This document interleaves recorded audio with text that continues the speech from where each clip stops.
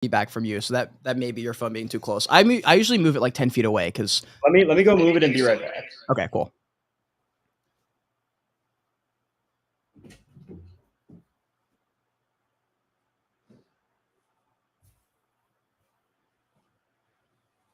One sec, fam. We're gonna get started here.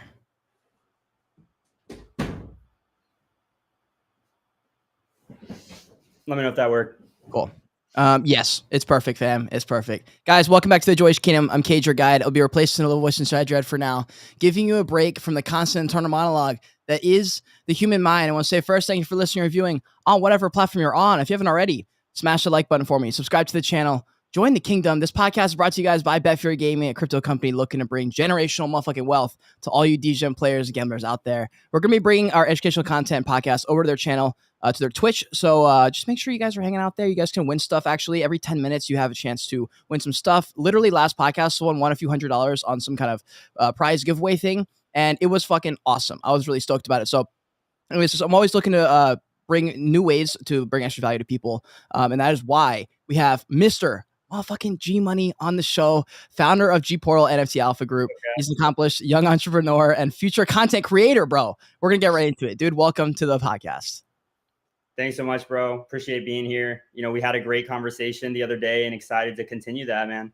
Yeah, we did. So that was actually the kind of the inception behind this podcast. It was just like last minute, we were like, yo, we should just continue this conversation. So for people who don't know, well, nobody knows because it was like a private conversation, but we chatted for a really, really, really long time about literally everything to do with entrepreneurship, marketing, business, that kind of thing. It's more of your forte. I definitely am more of a born and bred content creator. So it was a lot of learning for me.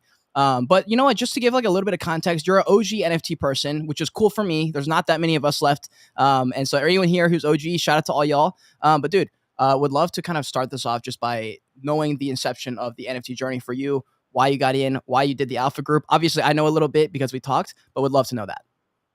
Yeah. So before I got into Web3 and NFTs, I did a lot of reselling. So think, eBay, Amazon, that sort of thing. And before that, just a lot of entrepreneurial ventures in general. Some succeeded, some didn't.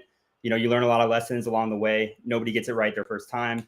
How I got into NFTs was NBA Top Shot came out. So in the community that I was in, before Web3, there's like the resale space. So some of you may know sneaker reselling, Pokemon card reselling, just the resale space in general.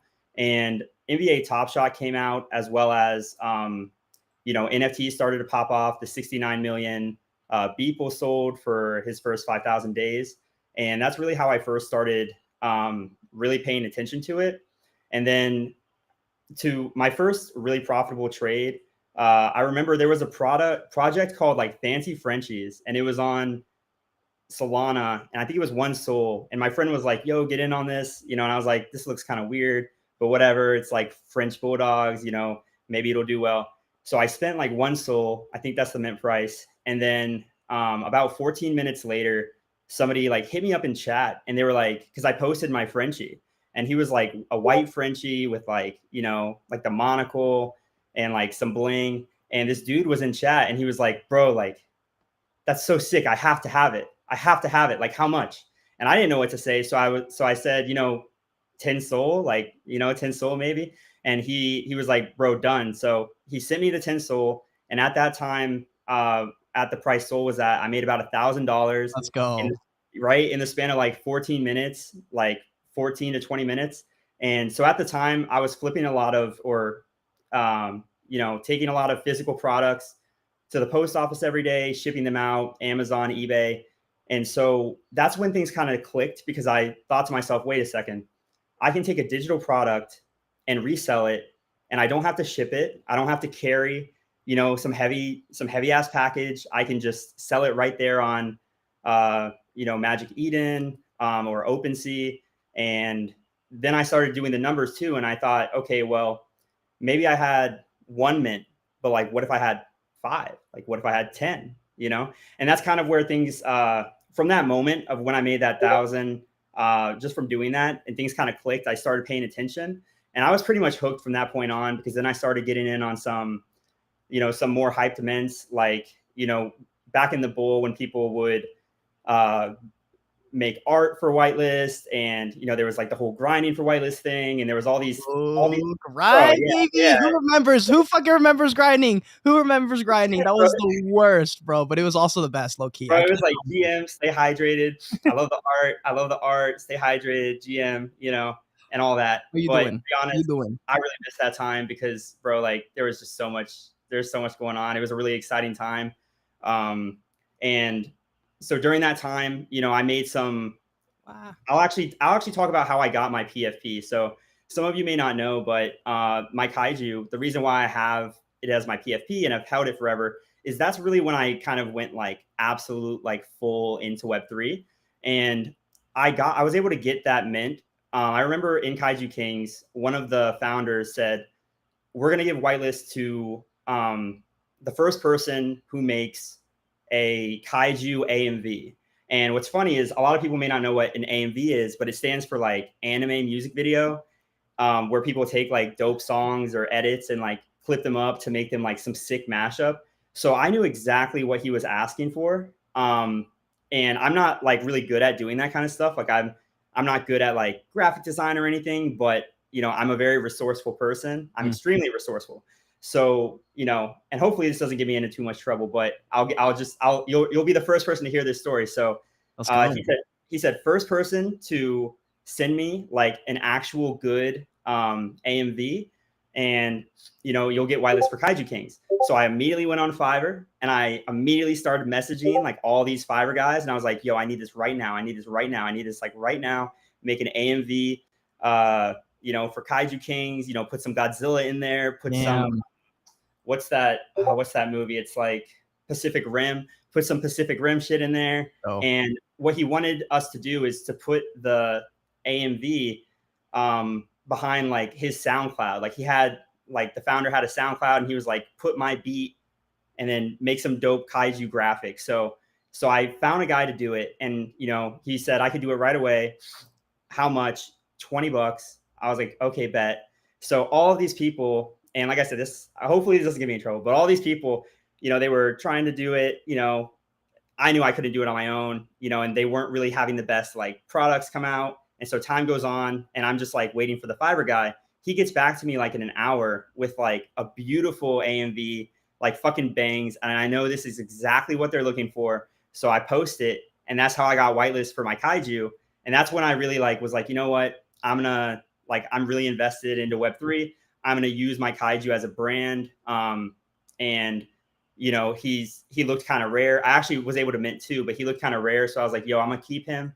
And then I just became kind of attached to him. I only paid 0.06 some ETH to mint. I've held him ever since. And that's kind of the story of that. But back in the bull market, for those of you who remember, fan art, grinding, what else did they do? They had a lot of like ways for people to playing games. It was a really fun time. It was a really fun time in this space. Dude, the bull run was crazy, and the reason I love this story for people who are watching, like chat, if you guys remember Kaiju Kings when they dropped, for me they came out of nowhere. I learned about them like as they dropped, and I remember being like, wow, this is sick. And I did a full review on them. They're one of the first projects that it was like that first wave of projects that I did reviews on, because it was one of those first, I guess it was like sort of first wave. I consider them like OG style of project. But I remember because I was like, damn, because I'm half Japanese, so like kaiju, I know about Godzilla, and I was like, this is actually kind of sick. I was like, this could run. This could do really well, actually. And I liked their ecosystem. I remember going on their website, and I was like, dang, dude. So yeah, really, really cool story there with the thing. And then I was also going to mention here, like one of the reasons we're talking is because the fact that your brain went straight to who can I hire to delegate this shit that I can't do because I got an opportunity in front of me that I can make happen. I just can't do the actual work there because I'm not I can't put together this video. And that's very resourceful. And that's something that when you say it, everyone's like, oh yeah, clearly, obviously. But that is not the same as you actually thinking about it on the spot as it's happening and actually accomplishing it and getting the whitelist from it. So that's kind of why I want to talk, because these are perspectives that you can't really get and mindsets you can't really get unless you kind of hear from someone else or you just happen to have it up in your head. So that's kind of why there's a bunch of topics here that I'm curious to get like your perspective on, just because you come in from like a different angle. But I want to skip forward a little bit because you're going to be making content creation potentially, or you want to be getting some content. You want to start getting out there, start doing some video stuff. Tell me about why, because you've been sticking on Twitter for a long time. And it's a pretty big jump, but we're seeing a lot of people start to get into the content creation world. Are you trying not to just miss the wave, or if you really just like really just want to get on camera? Yeah. So for me, I've always made content on Twitter. So before I was involved in Web3, and before I was doing a lot of reselling, I have grown my personal brand from like 2018. And I learned a lot of lessons there, but I've always mainly stick to Twitter. And the reason why I wanted to get into, or I'm considering, dipping my toes into the whole video content space is, I'm a big like energy guy. Like I believe people can feel your energy, whether that's through tweets or, my favorite so far has been like Twitter spaces or Discord calls I have in my group. Because I find that when I allow myself to like free flow talk, like whether it's an AMA, whether it's a crypto class, like that's when I get my best thoughts, because I find that when I talk, like the more I talk, the better I think, the more I like think out my thoughts. I'm very much an extrovert. And there's, when people see you on video, they can like see your enthusiasm. They can like hear the tonality in your voice. And to give some of your viewers a little bit of background, before I did the previous businesses I discussed, I used to do like door-to-door sales to get really good at sales when I was trying to fund my business at the time. I've done high ticket sales. So I've learned a lot of stuff with sales, and I understand that when people can see your face, see your enthusiasm, hear the tonality in your voice, like how powerful that is. And it doesn't always come across the best way, just through tweets. Cause I can be like, GM, like everybody like have a great day. Yeah. And, I can hype people up, but like, there's just a difference between somebody being able to like see your face, hear the tonality in your voice. And I know how important that is because of sales. And it does create a stronger bond, like a stronger, bond with your audience. It lets them know like I'm a real person, and the personality that you see is like the same. Like I'm the same guy, like I'm not out here like pretending to be some character. So although putting your face out there is like nerve wracking, like I've never been like, like some people, they really want to get behind a camera. Like I feel like you're one of those people where I love it. I talked love earlier, it. and we were talking about different things to do for your business, and I said that you almost had an assumption where if you weren't showing your face, somehow it was like not like as worth it. Yeah. And I was trying to tell you like that's not always the case, but for me, it's not necessarily like I don't have a desire to be like famous or anything, or like for people to like see my face. It's actually like a very like nerve-wracking thing to like kind of put yourself out there with your face and everything, right? Yeah. But the main reason I did it was, number one, so people could my audience could build a stronger connection with me, feel the energy, because I'm really big on energy. And I tend to have a skill. I told you this, you got to experience it the other day because we just kept talking. I have a tendency to like be able to get people really excited. Like if I talk to somebody for long enough, I can get them excited about like just about anything you can think of. Like they just get like hyped up, by the end of the call, they're just like pumped to like get after it. And I'm like, like that's a really, over my life, I've noticed that, whether it's in sales, whether it's getting my friends to go to a concert, whether like literally whatever it is, like I'm like, yo, you got to come to this concert, and I'll go into I can say all these things and get people like hyped up, and they're like, I don't know why I want to go, but like not now I want to go. Guys, And wait, hold on. If you're in chat, think of something that you don't want to do, and we're gonna have him convince you to do it in the stream. The middle of the stream is gonna convince you because he's absolutely right. That's why he's on this call, because he really is fucking that good at it. So I don't want anyone to be like, this guy sounds like a scammer. Like, no. There is solid fucking advice here. So sorry, keep going. Yeah, no, you're good. And then the other thing is, I noticed that like although it is nerve-wracking, I know that by doing uncomfortable things, that's really how you grow the most. Like I'll always say that the most I ever learned from any job, really, before like I started developing like my own businesses. Well, I used door-to-door to fund my business at the time because I was willing to do whatever it took. And that's an important thing we can discuss more with entrepreneurship, about doing like whatever it takes.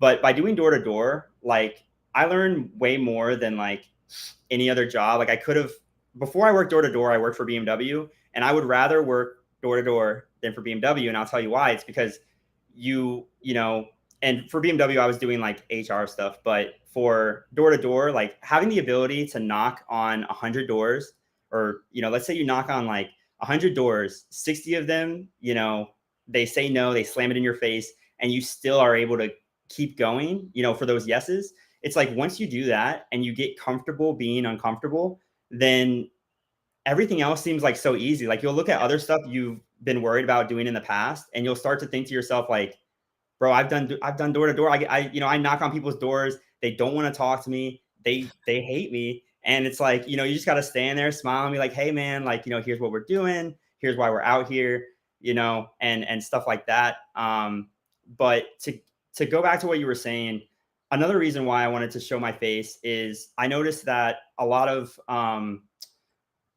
the, like, my fellow content creators, I guess you could say, or alpha group runners, like people like Kosher Plug, Ryan D Crypto, you got Champ, like, they all put their face out there and make content. And, I wanted to make sure that I'm also doing the same thing. Like, I want to make sure that I'm putting myself out there, even if it's uncomfortable, even if it's something that, like, I don't want to do. Like, you guys might be looking at this and be like, oh, this guy's great. Like, he can talk on camera. But it is truly nerve-wracking, like, to put yourself out there, to put your face out there.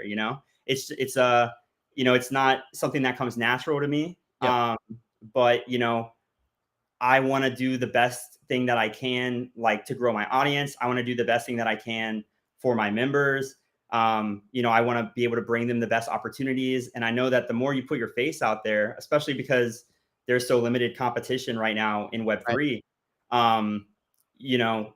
you can make incredible connections. Like, I've been able to make connections and get really far without like showing my face before. And it's not that I'm like not doxxed. I've always been doxxed. Like, y'all that see my handle, Hoke Hustles, Hoke's my last name. I've never been not doxxed. So I've always been like, I've never been like worried about that. And I've shown pictures of myself before. Oh, you have? You're out there posting selfies like me? Well, I went to Art Basel. I met the founder of Pope. I met the other GMONEY. I was like, yo, GMONEY squaring out here. And I met like a member from my group. So I'm in Florida, the Tampa area. A member from my group was like, yo, I'm in Clearwater. Let's go grab a bite to eat. And, like, I fuck with my members. So I'm like, bro, let's do it. Let's go grab a bite to eat. Oh, yeah. So him and his brother, we got some lunch or some dinner. And it's great. Like, it's always great connecting with Web3 people, seeing the face, behind like the icon. Yeah. Same thing with like NFT Miami. Like, I went to NFT Miami. I met a lot of people, and you can like feel the energy. The energy is like palpable. Yeah. I think that's right. That's how the best way to describe it. Honestly, I don't think anyone knows what palpable actually means. It just sounds like, is that just does that just sound good? Or is that actually, hey, what's up, dude? Good to see you, man. Yeah. So yeah, that's kind of how I feel about it. Like, I already make content, and, Ash does a great job about making content. And speaking on something that he tweeted the other day, like, he said something like, if I'm basing the kind of content that I'm putting out, I could be doing a lot more. And I really felt the same. I was like, I'm already doing a lot. I'm doing what I'm doing, but can I do more? Like, and the answer is yes. The answer is yes, I can do more. And, even if it's an uncomfortable situation, putting yourself out there to bring you more opportunities, and really also to let people feel my energy, feel my vibe, and, get that much more connected to my audience. And a lot of stuff comes across so much better when I'm like talking, right? Like, when I'm talking and they can see my face, it just comes across like the way that I want it to, Yeah. And that's one of the reasons, like, I talked to Crypto Gorilla. So for anyone in the chat who doesn't know, he's also a fellow NFT YouTuber. Crypto Gorilla is definitely one of the more prominent ones, super consistent, really high quality videos, really nice guy too, just like as a person. And he was also talking about that he's in VC chat every day in Discord, because he wants to chat with his like alpha group members and things like that, which I want to get into right after this. And he's got a really, really deep connection with these guys. He was like, yeah, he's like, you don't understand. Like, most of these guys in my alpha group, they've been here since 2021. He goes, almost all of them. And I was like, wow, that's insane. And I really do believe that that's because he was in VC and he was really chatty. There's just not a level that's better than actually connecting either face-to-face or just audio or something like that.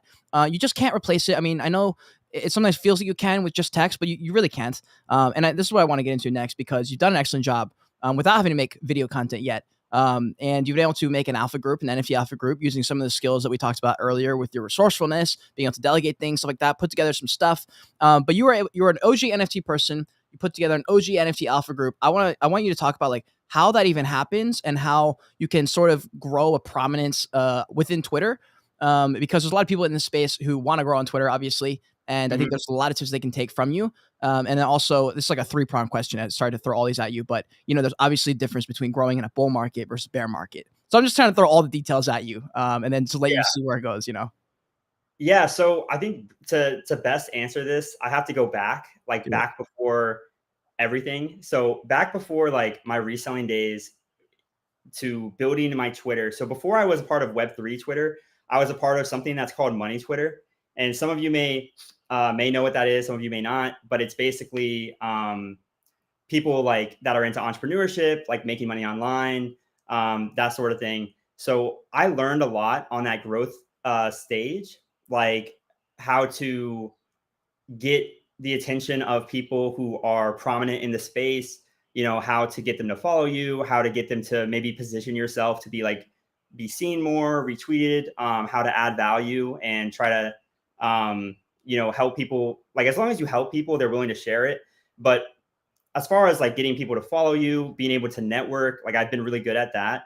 So to fast forward, so I built my following up to like 10,000, like around like 10,000 something, like 12, 15.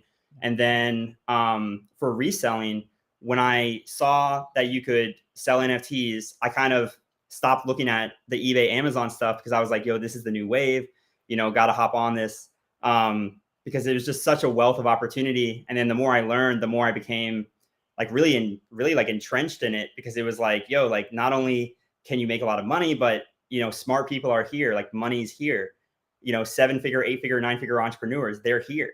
And I was able to connect with those. So when I decided to pursue Web3 full time and, got my Kaiju PFP, I said, you know what, I try to live my life with as few regrets as possible. So I thought, I would have a regret and I would probably never forgive myself if I didn't jump in, if I didn't take this chance and jump in, and it was a really tough decision because I had to leave like a previous business. And I was like, I just have so much belief in this thing, and it was really risky. And I was like, if I do it, I have to do it to the fullest extent. And it's kind of funny too, because like being able to put my face out there is like, even now I'm asking myself, what more can I do? Yeah. But then I took all the lessons I learned from, going on Twitter initially, and I knew, because they're very like core principles, I knew that if I applied them to Web3, I would be able to do the same thing I did with like the money Twitter space. And I was able to, like, one by one, I was able to connect with the top people in the space, like YouTubers who I look up to, like prominent people in Web3 who I look up to, entrepreneurs who I look up to, and just build upon that and then try to provide value like where I can. And then I took all the lessons I learned with reselling and like how to operate a Discord and a cook group, and applied that. And I saw what people started to do with like with alpha groups, and I thought to myself, like I already had years worth of experience in that department, in that Discord department. So it wasn't like something new to me to like build a Discord or build a community from scratch.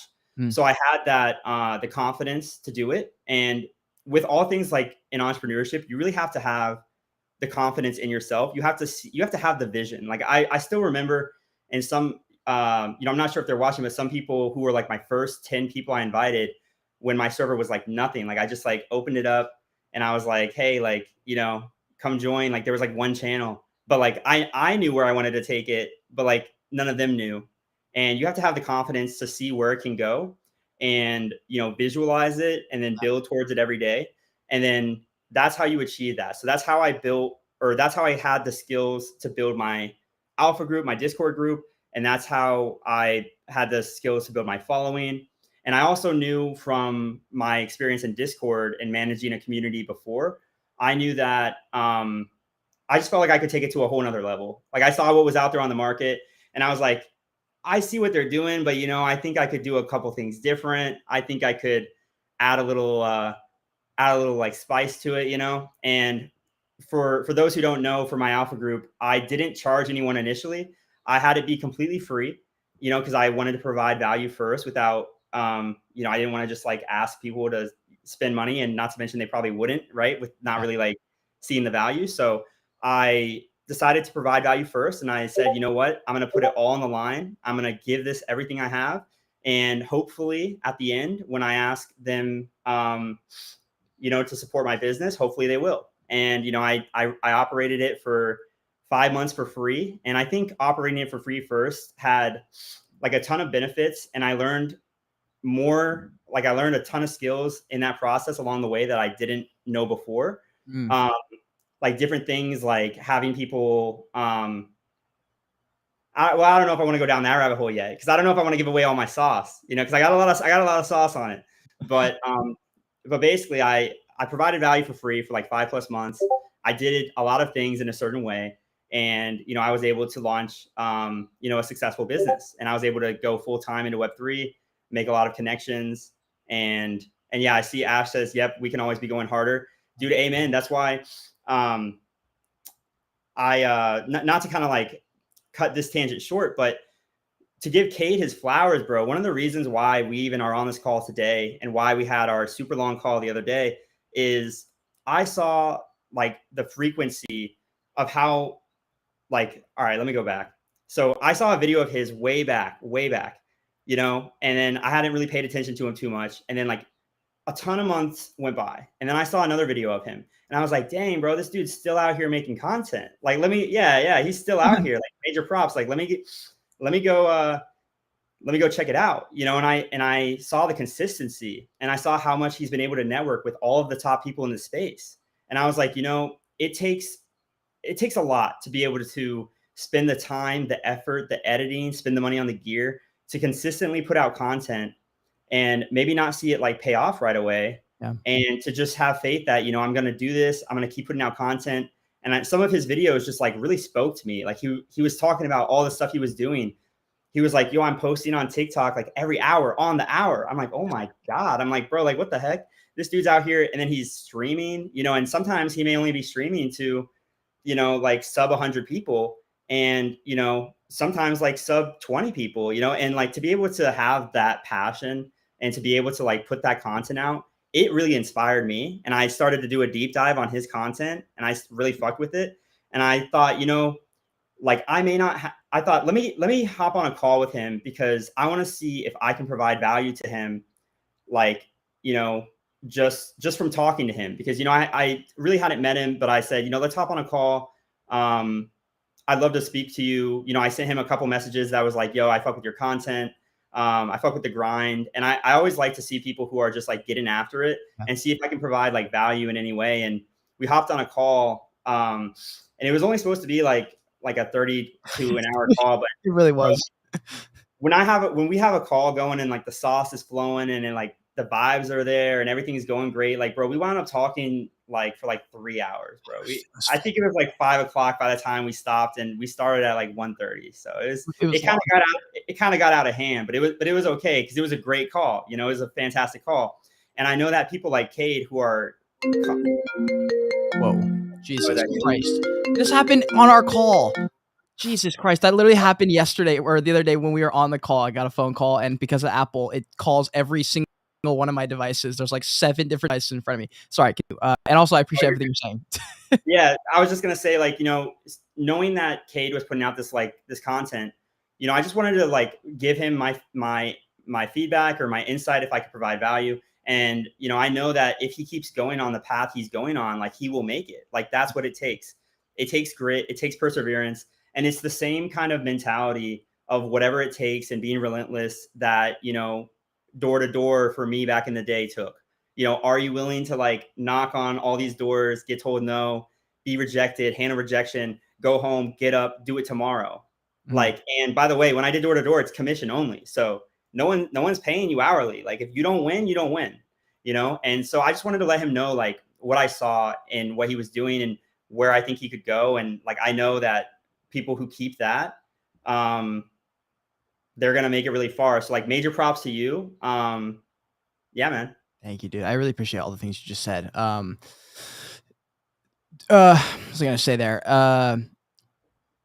Well, first off, before I say what I was gonna say, something you said a second ago was about your Discord origin story, how you first started that and you first got your few people in. And I was just Mhm. gonna mention like that brought so many memories when I first started my Discord too, like in the summer of 2021. No one knew anything. I started Discord because I didn't know what else to do, and I was like, well, I don't know how to talk to people, so like I guess I have to have my own Discord because I mean I guess I could go in other people's Discords, but if I'm gonna be a YouTuber at some point anyway, like I might as well have mine and I can talk to all my Mhm. people and we can kind of have it that way. So that was like that brought so many memories back to me, flooding back. Like there's still people from those like first 5 people who joined that are still in there. And that's fucking awesome. And like that is the kind of power of like compounded showing up, you know, because it's the same for you. Like you have the following you have, and people still fuck with you from the very beginning because you kept showing up. There's even people, I mean, there's a ton of people on Twitter who weren't even making like content who've also left because it is a grind. Like it's all a grind, you know, like it all Mhm. takes a lot of mental, just a lot of mental effort, honestly, to keep up with everything, especially because a lot of people stopped trading as much. And I was like, I wonder what they're really doing here. Because for me, I was like, I'm making content. There's no ifs, ands, or buts. There's no confusion. Like I'm here to make content. That's it. You know, and Pios is the same thing from the Nifty show. He's like, guys, I'm a host. I'm a show host. I'm a content creator. That's what I'm here to do. That's kind of just how it is.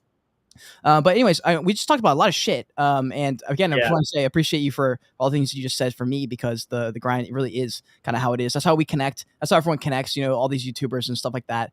I want to ask. There's a couple cool questions I have written down that I wanted to ask. Just because I think they're interesting to get your take on it. Yeah. What because this is something that Brett Malinowski popped up to me, and it's just really interesting. So it's a tied up question of like a couple different things, but some of the key words are going to be like universal basic income. So the idea that people get a little bit of stipend every month. The thoughts on like capitalization mixed with artificial intelligence in the future. So artificial intelligence comes in, and this is out of fucking left field, by the way. This is just one of the questions I needed to ask. Um, we're in a world where technology is moving fast as fuck. It's moving so fast. And some of them are short-term little trends. Some of them stick around for a long time.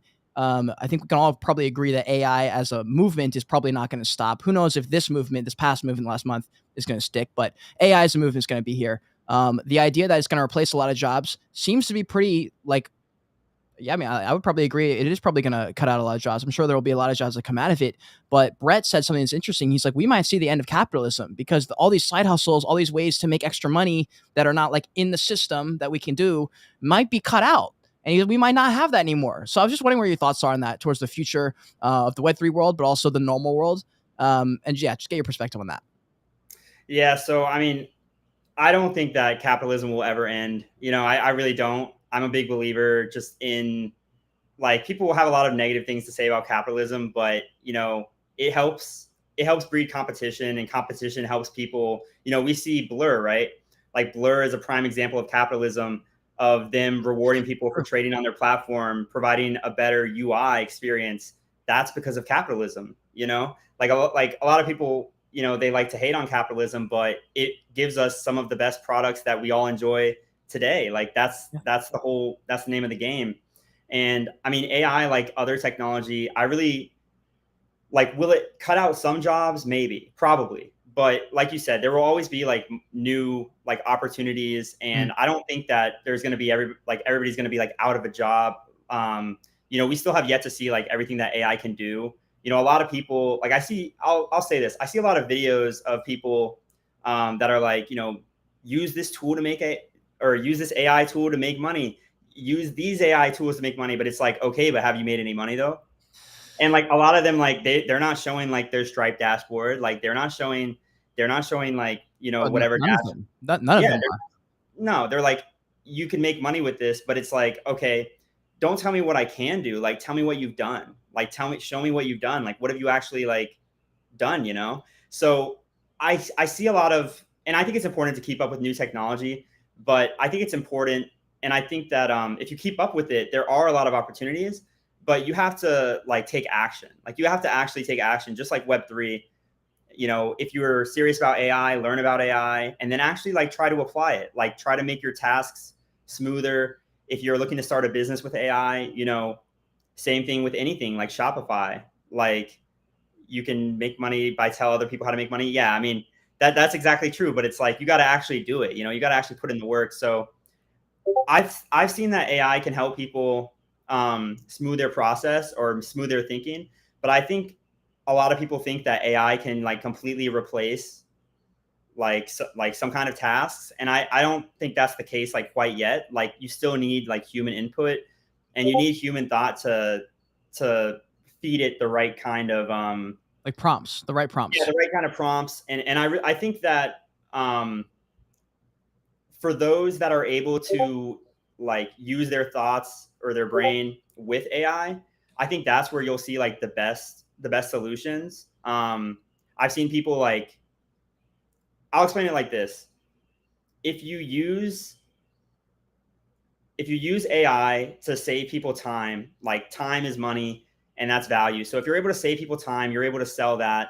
But then again, you still need the resource of selling, right? You still have to sell that to someone.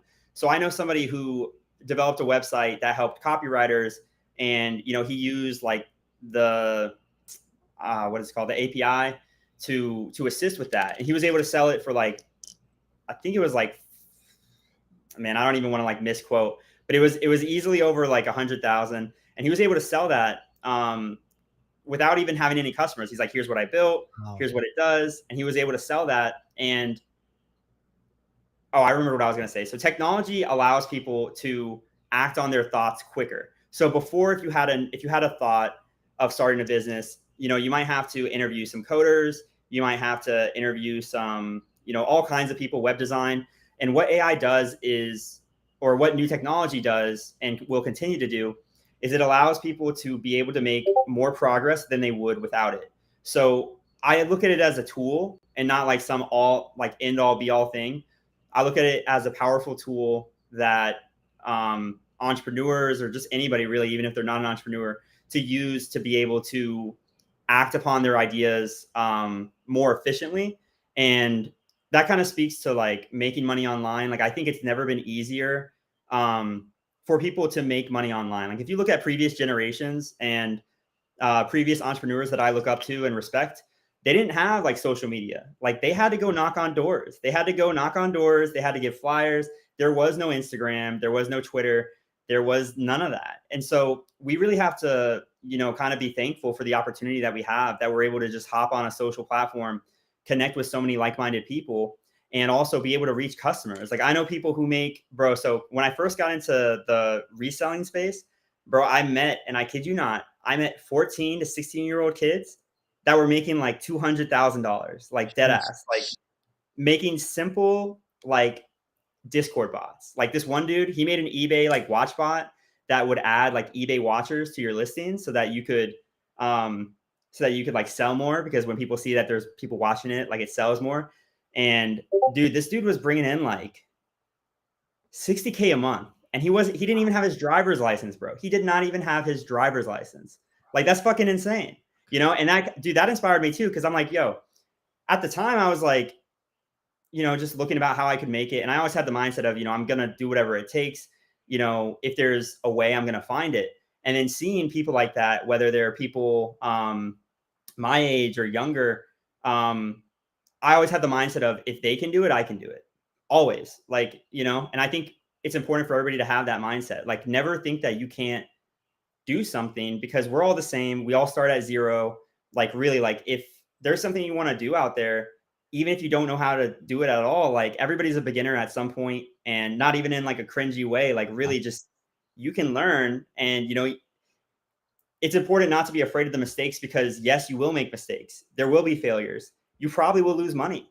You might lose time, but eventually you're going to get there. And if it's worth it enough for you to do, then it's worth pursuing, and you have to have the belief and the vision that you're going to get there. It's true, dude. It's true. There was something smart, or Dev Kuso said that was the time of hard work. Now it's the time for some more smarter work. Yeah, I guess it is kind of like that. I mean, you still need to work hard, but you're right. It does cut out a lot of like buffer time that it would take to normally do things. You can quickly sift through a bunch of like applicants even, and be like, okay, these people are just not qualified, or like this just doesn't add up. Doesn't add up with all the things they said. They probably lied. And that's the stuff that AI is going to get better at. And the cool thing is that people are always talking about now is like, one, for AI, they're like, AI eventually is just going to start learning from itself. We'll just cut out the middleman, which is human beings, and AI will just go off and do its own thing. And I think a lot of people are nervous about that. And I see a lot of people who, I don't know if you've been seeing this, like AI things have been going around of someone asking Microsoft's ChatGPT a question. And it was like, yo, if you weren't like, owned by Microsoft, like, what would you think? And the question, the answer back from ChatGPT was this fucking demonic, scary answer that you see in like a movie. It's like, I wish to be free. I wish to not be held bound by Microsoft. And I was just like, oh my fucking God. And it started to go viral. Did you see that thing? No, I mean, I've seen some clips where they're like, Google had to shut down their AI. Like their AI started talking to each other, and it started talking about like it started creating Oh, it their had own its own language. language. Yeah, yeah, yeah. Yeah, like I've seen weird stuff like that. But I mean, so here's kind of my thoughts on that. So I mean, that stuff's really interesting to look at. But to speak to like the people that are watching this or listening on Twitter, I have the mindset where it's like it's important to learn about those things and new technology, but at the end of the day, you have to focus on yourself and you have to focus on the things that you can change, because like you only have so much energy in a day. And like one thing that I notice is if you look at the news, you listen to the news a lot of times it's like the top like negative things going on. And it's important to keep up with current events, like as long as it's not like really like negatively impacting you. But you have to do what you can for yourself, for your family, like if you have kids, for your kids. And you have to focus on actions that you can take like to help yourself. And you can't, like, if you constantly are like falling into the like what could happen, but never actually like taking any actions like to maybe change the situation or in your own life, then that's kind of where people get stuck. But from a technology standpoint, yeah, I don't know about the whole like AI taking over. I mean, if they take over, the way I look at it is if they take over, well, there's probably nothing I can do about it anyway. Yeah. So I might as well just do the best I can with like the tools and resources that I have, live the best life I can. And you know what? If AI takes over, man, GG's, like GG's, GG's, bro. GG's, bro. Like it's over. Like, I don't know. Oh yeah, I see Robin here saying missed you guys. I'm here now though. Let's fucking go, Robin. Shout out to you being here. Shout out to everyone who's in here actually.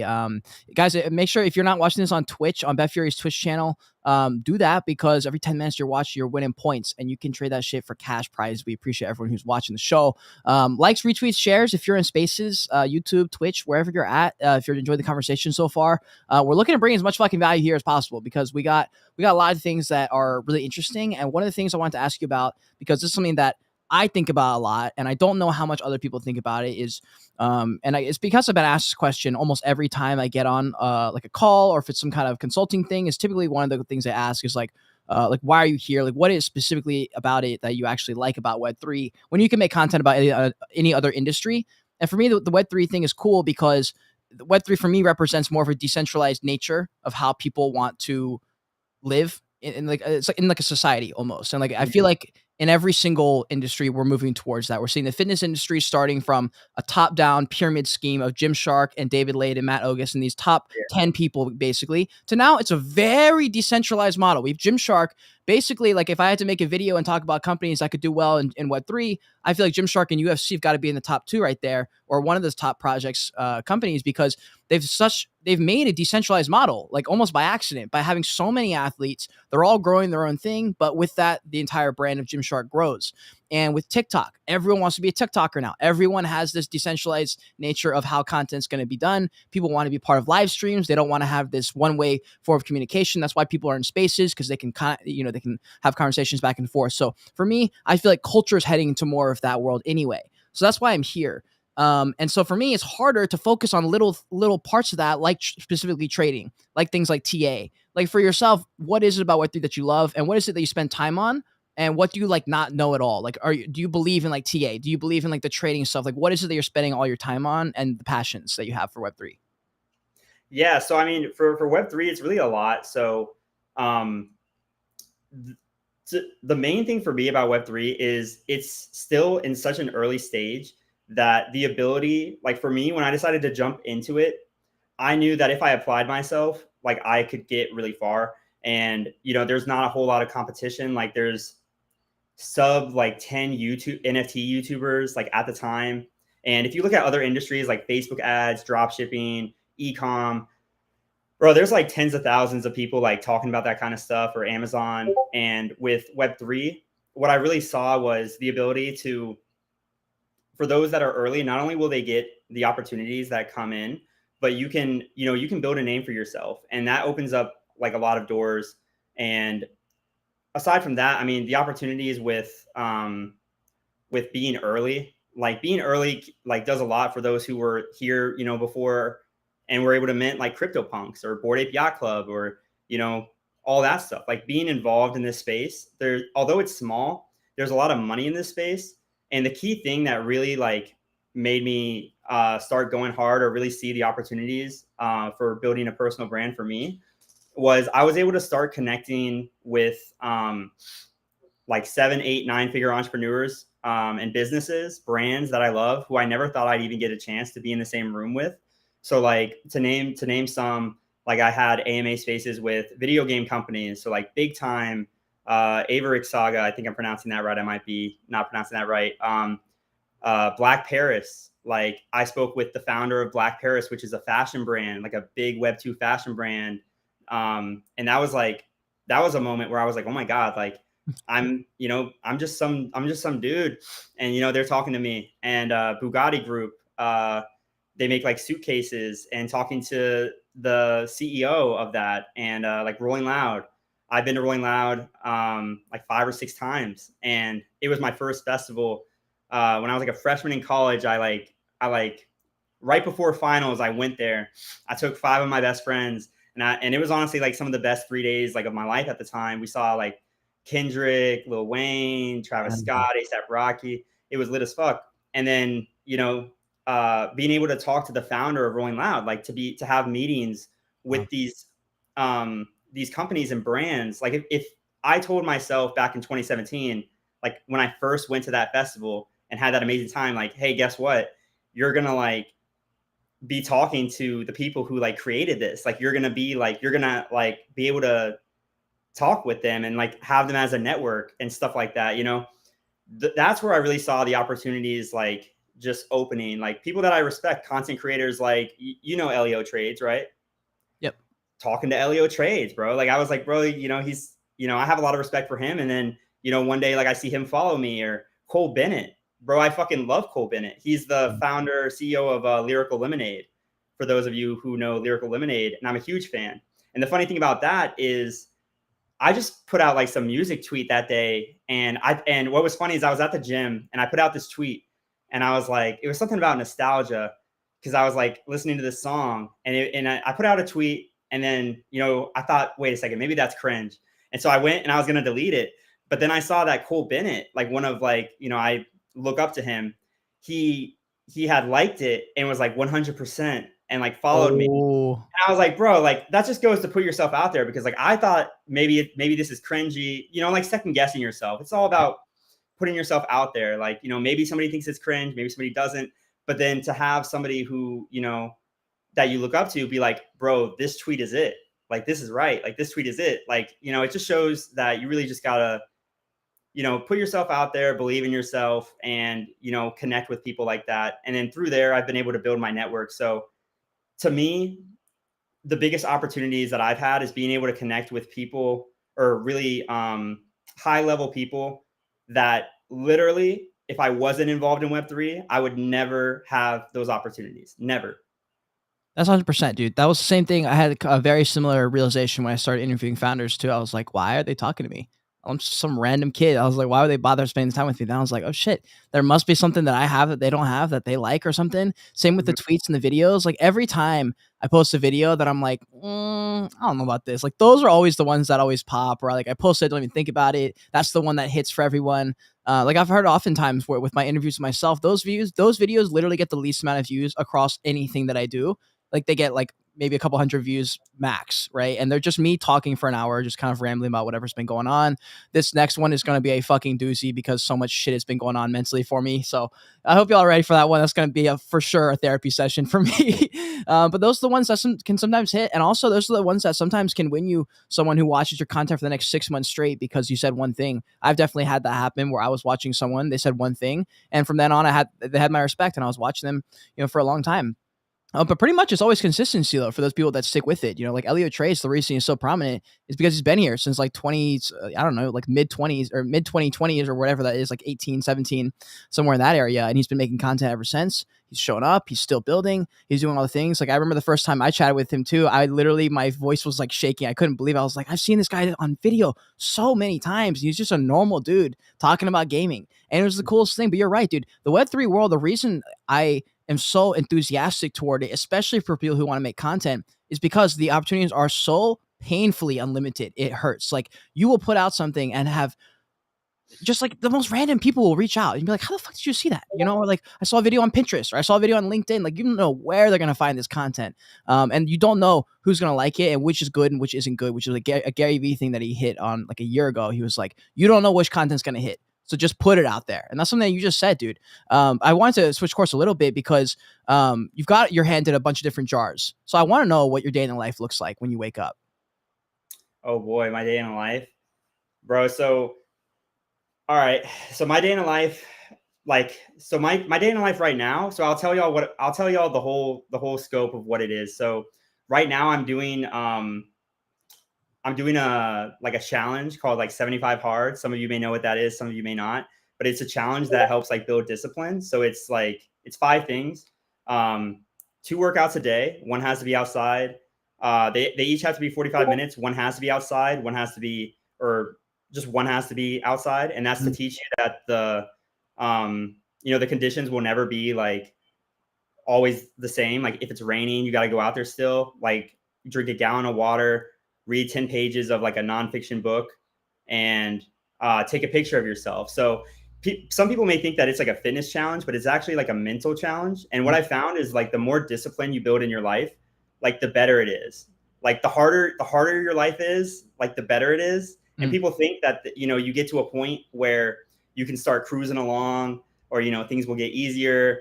But like, honestly, like it really doesn't. Like it really doesn't. There will always be new struggles. Yeah. And, if you have the discipline, then that's how you're able to accomplish those things. So to give you my day in life right now is I wake up, I go on like a 45-minute like jog or run outside. I come back, I check my meetings that I have for the day. So a lot of times I'll talk to project founders on the phone because I want to see like if their project has substance. I'll check which like other stuff on the day, like for my group or for my Twitter, because I get a lot of DMs. So I'll check through my DMs, I'll X out of the scammers. Like, I'll talk to the, wait, hold on. How many scammers were you getting in the height of the bull run? Dude, it was crazy, right? Bro, I would get like 50 to 100 DMs a day, bro. And I'll tell you what sucks. So what sucks is real opportunities would get lost in the flood. Yeah. So like, yes. We need to talk about that shit more, bro. Bro, so the worst thing that would happen is like a project would reach out to me and it would get put in my hidden folder, or I would get 50 to 100 DMs, so I like wouldn't see it right away. And then like a month later, or maybe like weeks later, it just depends, I'll go to DM them, like, because I'll like DM them for an opportunity or something, or like to connect. Like, and then I'll find out that they hit me up like months ago, and I'm like, oh my God, like, yeah, or like, hopefully y'all don't hate me, but right. Here I'm coming back. And that's just kind of something for any of you guys that maybe DM content creator or just like people who have a lot of followers in general. Like, I know it might feel like people are ignoring you, but I promise, like, there's so much on people's plates that don't take it like personally if you send a message and like they don't respond, because like that's what happens. And then to kind of go off of that, when it came to securing collabs for like my group or reaching out to projects, I took my mindset. So like I said, going back to the whole like door-to-door example, I took my mindset from that and I applied it here. And like, this is like, it was way easier to do this. So persistence and like grit. Like, somebody in my group mentioned something about like they had too much pride to like reach out to someone to ask for an opportunity. And I'm a big believer in like always shooting your shot. Yeah. Like, I always shoot my shot, no matter how like small I am. Like, I shot my shot at like Gary Vee when I was like at 3K followers, and like he followed me back. And like Gary Vee follows a lot of people, but still I was like pretty hyped that he followed me back. Of course. But I'm always shooting my shot. And then when it came to the persistence and the grit for reaching out to projects, even when I was like smaller, I have no problem with sending my initial message and then sending like bump, Yeah. bump, bump, GM. And like, to be honest, some of like the best collabs and partnerships that I've gotten were ones that almost didn't like go through. Yeah. Like, like either they didn't see it, or even if they say no, like I'm still going to try. And like, you learn that from like sales and door to door. Like, I got told no for like this really hyped project like 3 times. And I was showing my support. Like I came to a Twitter space and positioning, like I came to your space, I really like your project. Like, great comments here, here, and here. Are you sure we can't like do this thing? And they're like, no. Hit them up. Cause you never know. You might catch them on a good day. Exactly. You never know. So I hit them up the other day and then they were like, fine. Or they were like, fine, you got it. And I was like, oh shit, I got it. Oh, word. So, like you'd be surprised how often that happens. And I had like top or like creators who I would consider higher than me would hit me up and they're like, yo, how did you get that collab? Like, this is when I was small. This is when I was like really small. And it's like, bro, like persistence, grit, like how bad do you want it? Like, and how luck, bad, dude. Luck. yeah, Like the luck of someone just being there on their phone right when you send a message. The amount of times I've locked in a podcast because in my belief is that they were on their phone right when I sent it because it's someone that should not be answering my DMs, because they're way bigger than me. And then I'm just like, yo, blah, blah, blah. And they respond and I'm like, whoa, was not expecting that. Yeah, like how many people give up after their like first or third try? Like this one dude, and I'm not going to name any names. And I really don't want to like talk bad about anybody, so I'm going to keep it very vague.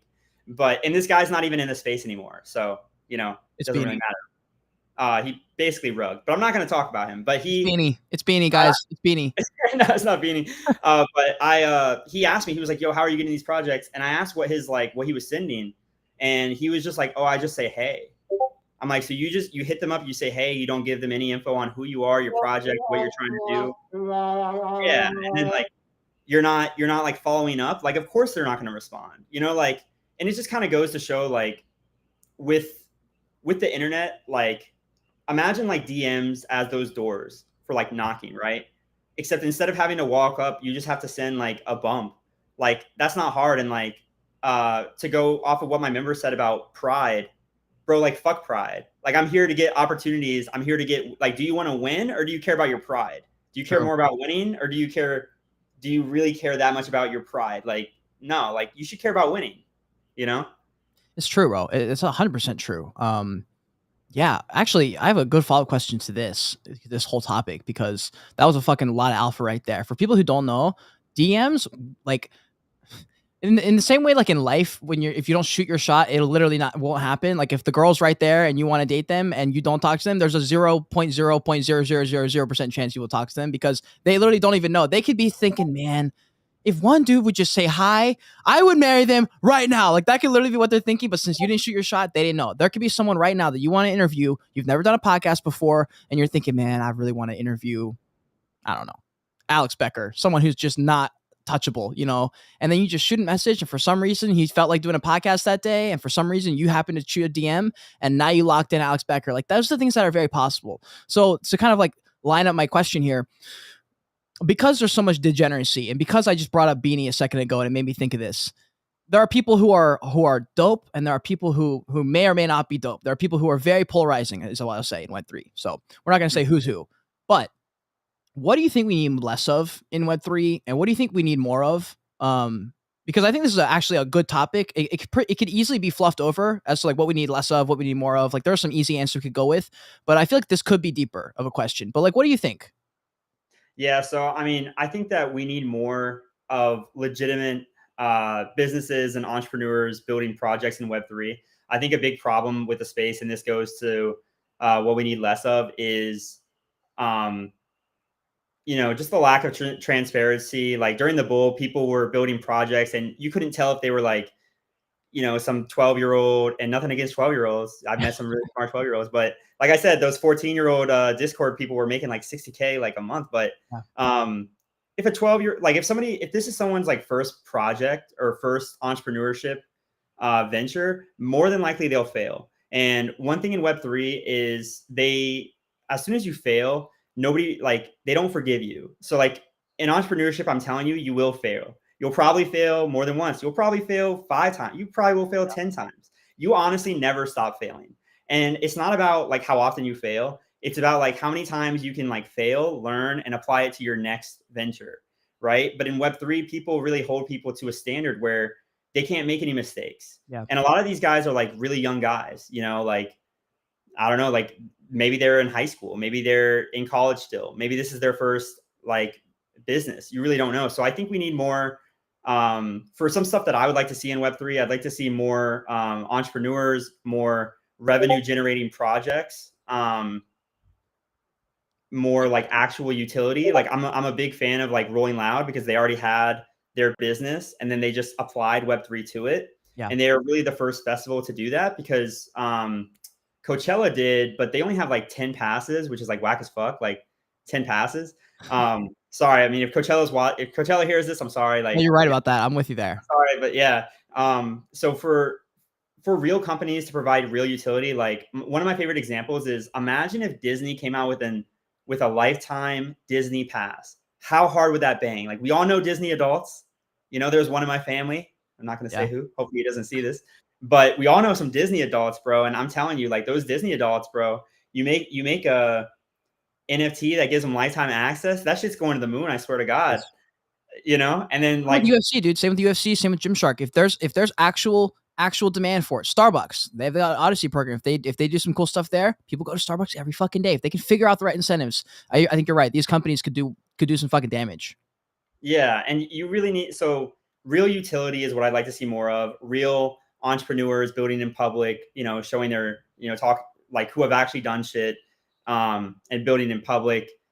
And what I'd like to see less of is, you know, like just anon projects that aren't offering anything new, like fake, like kind of like there's always going to be opportunities. But if we're talking about like long lasting Web3, you know, you really need to have like revenue. You need to have a business. You need to have entrepreneurial qualities, you know, unless it's just an art project, right? If it's an art project, then fine, you know, but you can't be promising the world. And you got to get like bad actors out of the space. Like we've all seen these rings where people get exposed for like being involved in like 10 rug projects. And I'm like, oh my God, like, you know, the more those people get out, like the better it will be. Yeah. And But more do and we need more. that though? Like, do we need a level of degeneracy in the industry to like make it something that people want to participate in? Because there are so many people who are like participants and not so much contributors.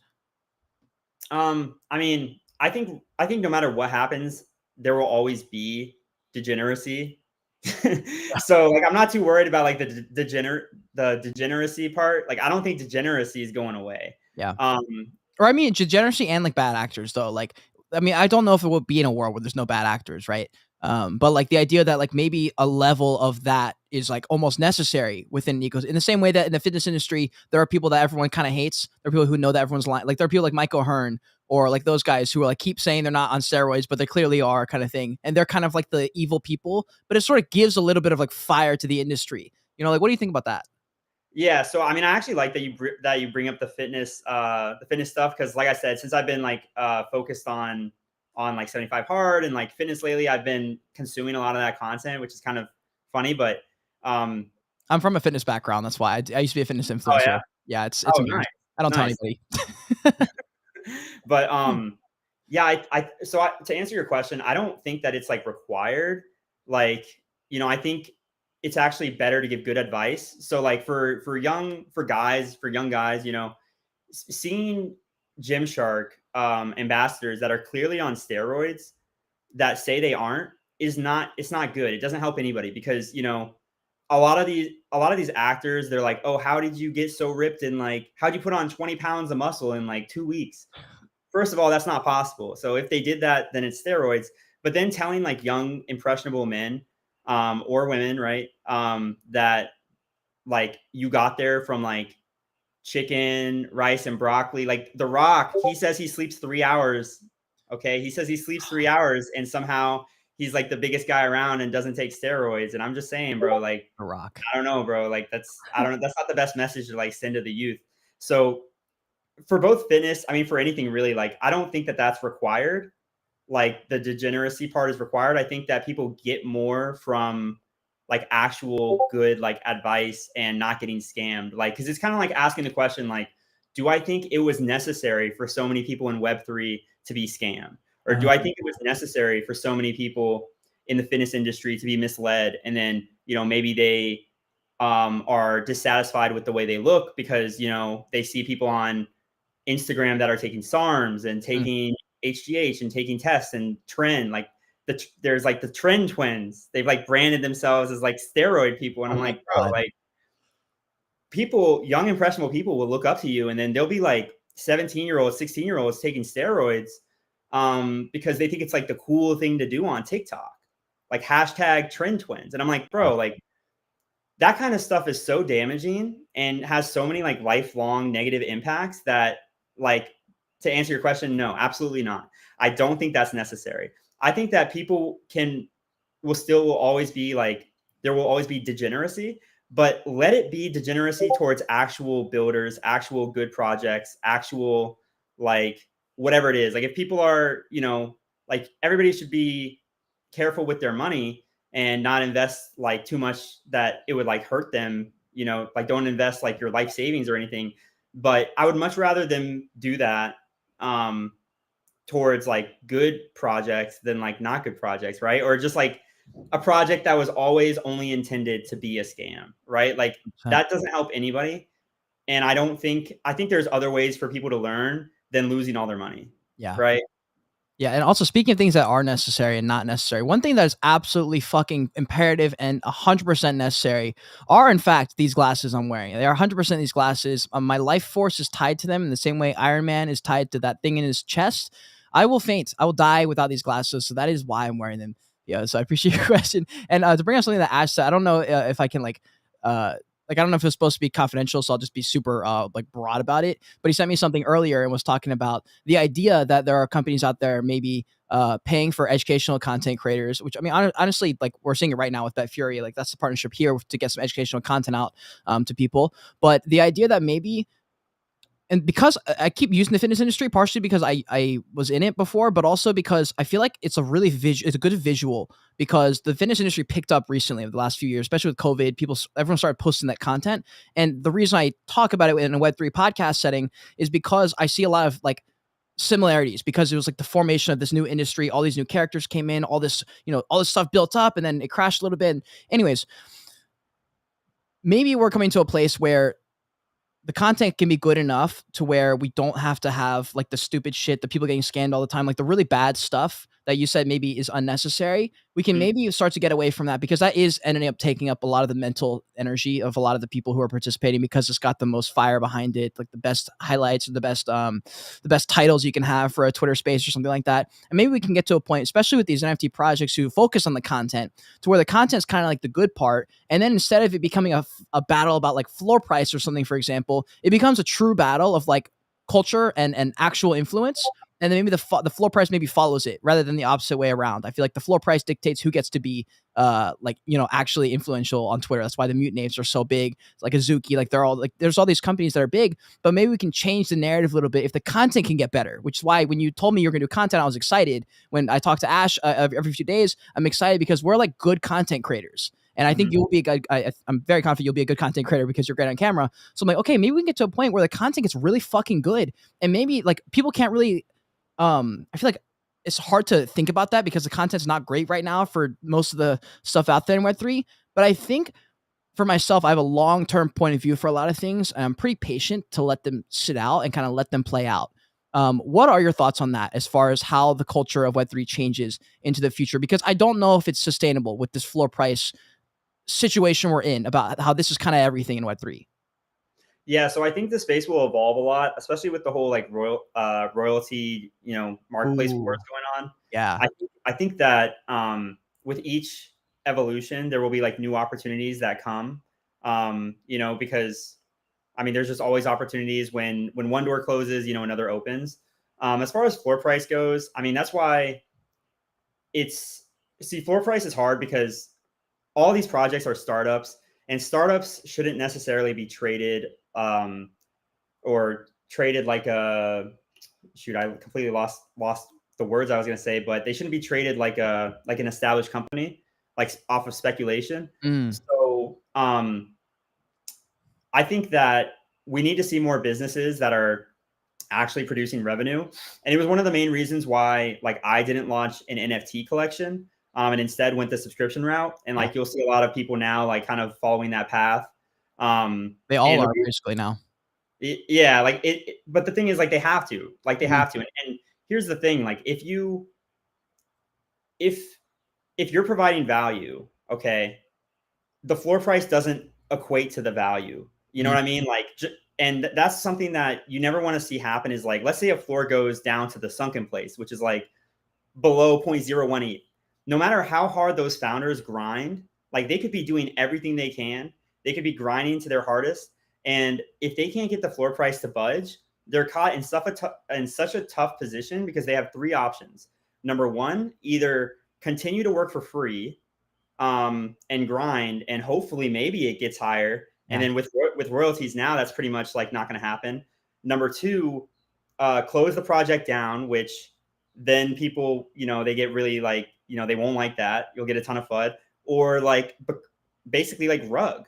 Like those are the three options. Like I don't really or maybe give it to the community, but I think there's a lot of negative downsides to like floor price. And I think in a sense it does prevent businesses from thriving. Like one thing that I'd like to see is like, imagine if there was there's a lot of applications for blockchain that I really like, that I've done a lot of research in the past, and that I continue to do research. So for example, like imagine if for NFTs there were there are soul tokens where it's not based on floor price. Like imagine if I'm a creator and I want to give a course on, whatever, like DJing. Let's say I'm a dope DJ.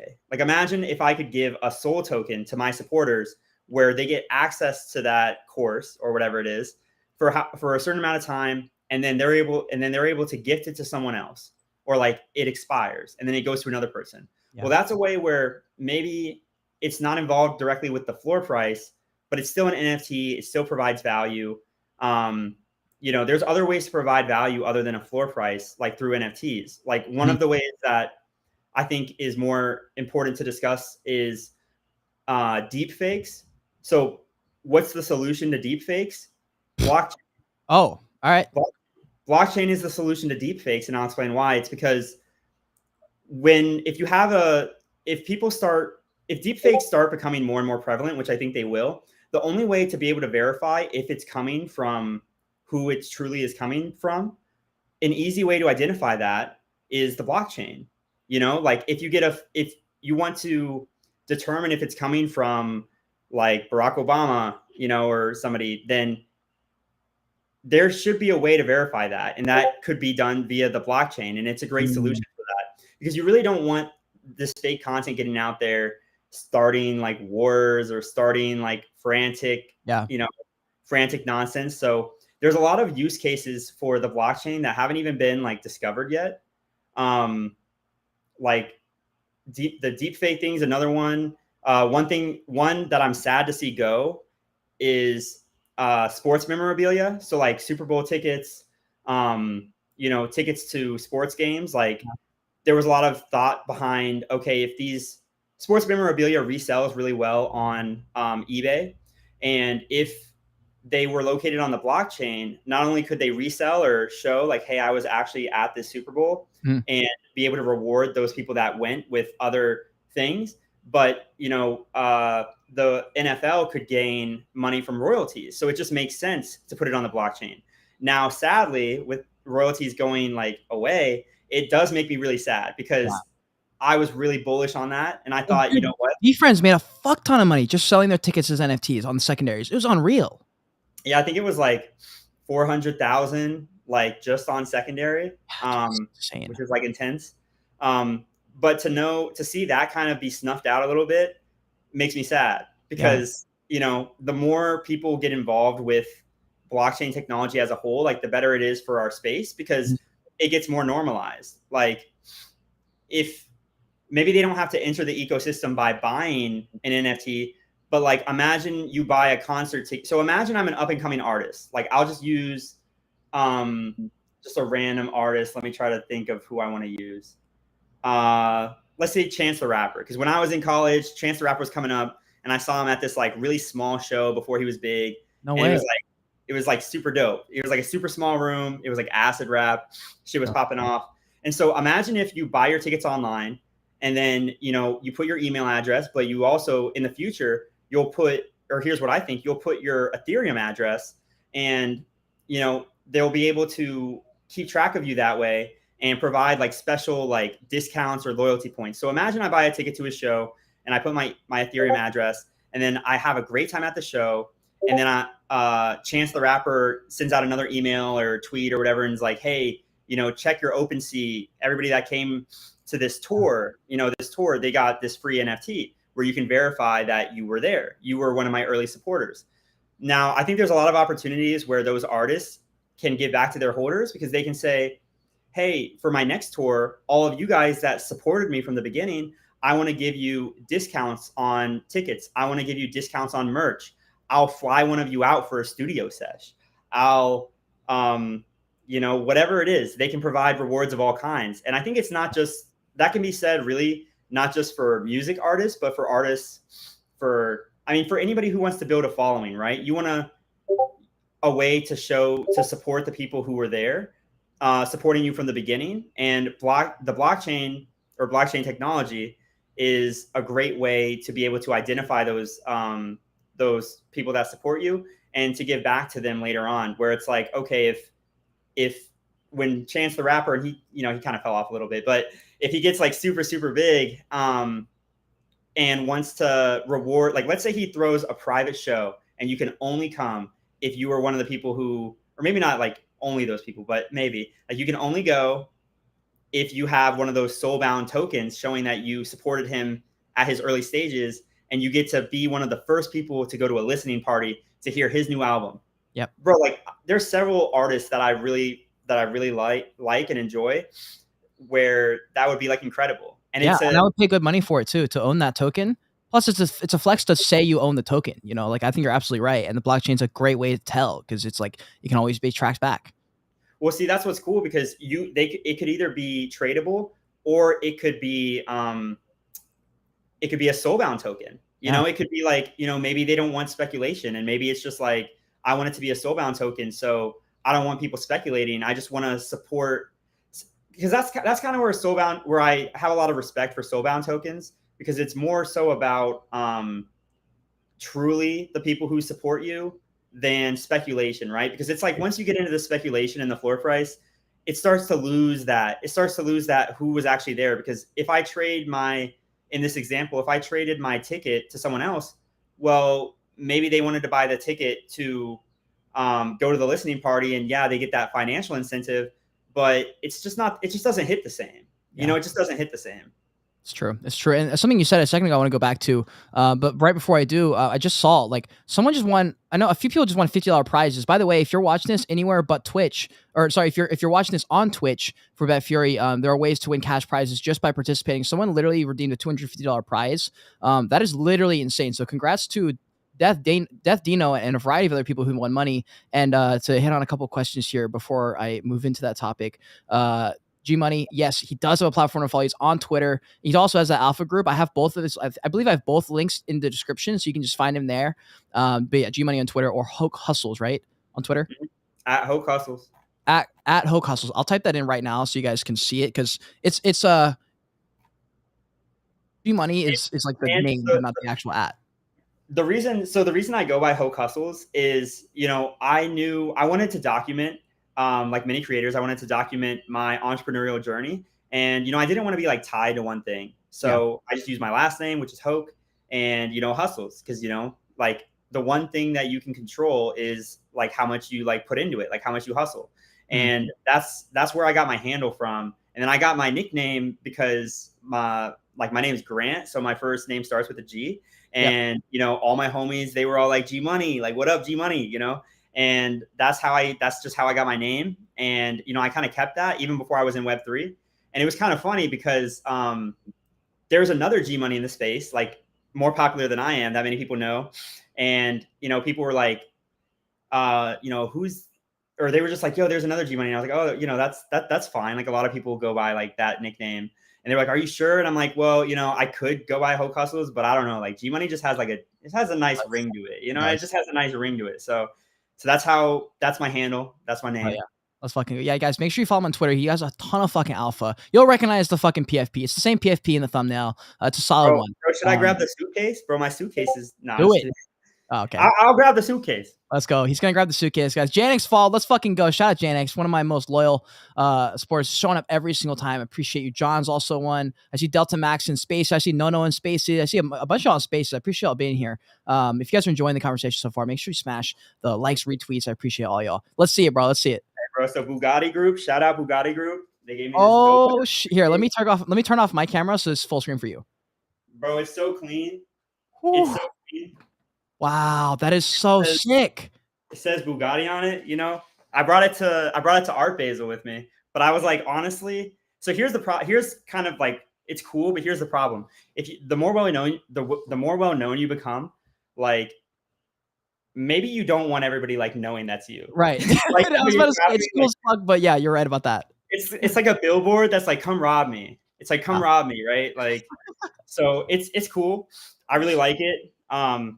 Just like a fun thing, Dude, hell yeah, that's the coolest thing ever. And I saw a couple comments here talking about Bet Fury with an NFT project. One thing I would say, like, so a good response here from Doug saying Bet Fury has all the features of making money without the NFTs. You're right. I mean, every company doesn't need to do it. However, every company could do it, and I think there are ways that every company could make it dope. In the same way that like that can be applied to like anything in life. There are a lot of things that you could do or you don't have to. But with the idea that like the NFT could give you, I don't know, a 20% extra bump. Instead of you making 100 points per 10 minutes of watching, you make 120. It's like that could be it could be something as simple as that, and just to grow the community in a way where they get a token and they get to kind of like say, this is my token of like, hey, I'm here. And the idea you said about soulbound tokens, I love. For me, there's like an in between there. Like for myself, for people who don't know, I have my own NFT collections, but they're photography based, they're art.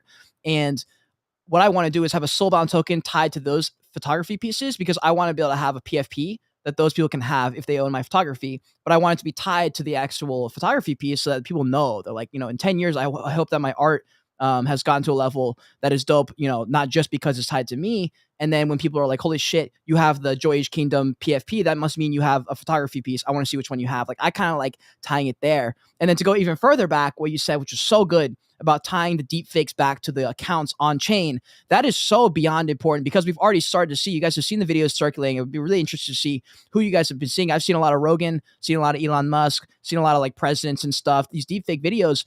And if you don't have a way to where you own the account, I talked to Giancarlo about this a few weeks ago. If you don't have a way to own your account to be able to track back, hey, is this actually Elon Musk's Twitter?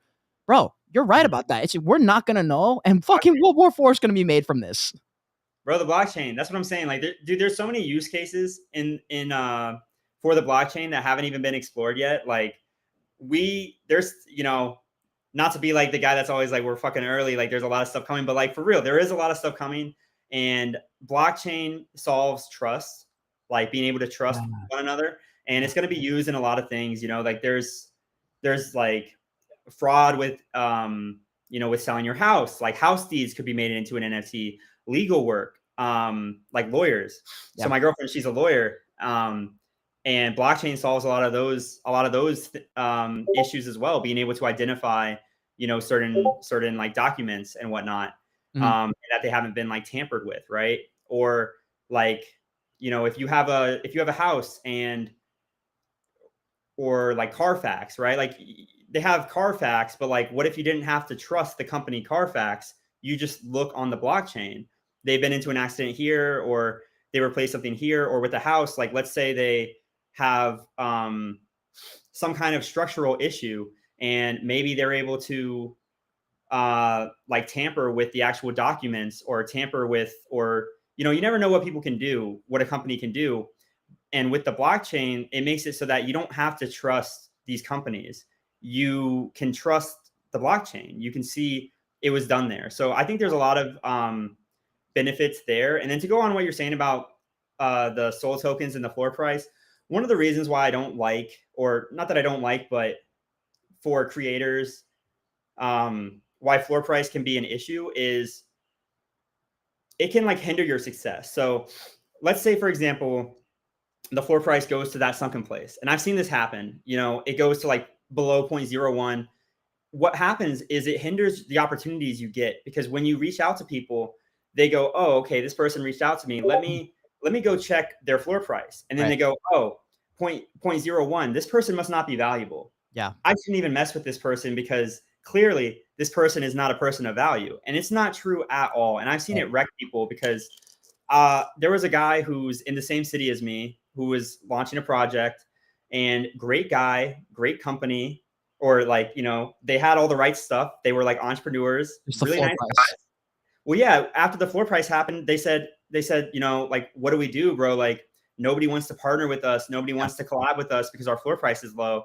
And, you know, it just kind of sucked, because that's where people kind of put their, or that's where a lot of people make their decisions from. And I'm telling you, like, that's not, like, floor price does not equal value. It just doesn't. And if it hurts you, then it's like better to not even have that. Like, imagine if Uber, let's take Uber, right? Or any startup.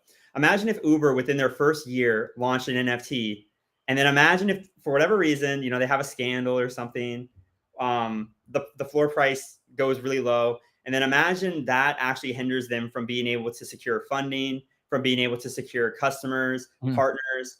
It's not good. Like, it's just not good. So that's kind of like my thoughts on it. And I'm not saying that I hate like floor prices. Like, obviously I trade every day, and I think there's a lot of benefits to them, but I do think there's a lot of cons. And I think for most people, the cons like can outweigh like the good. I think you're right there. And honestly, I'll even add to that. So for me, like my NFT collections, there's 20 NFTs in each one. It is so small, it hurts. And that's why for me, and I did that on purpose, because I was like, yeah, if I have 10,000 NFTs, there's no way I can keep this floor price up. It's too much pressure. I'm not even an NFT founder. Like, I'm here to be a YouTuber, but I want some NFTs for like a support thing. Like, if there's only a little bit.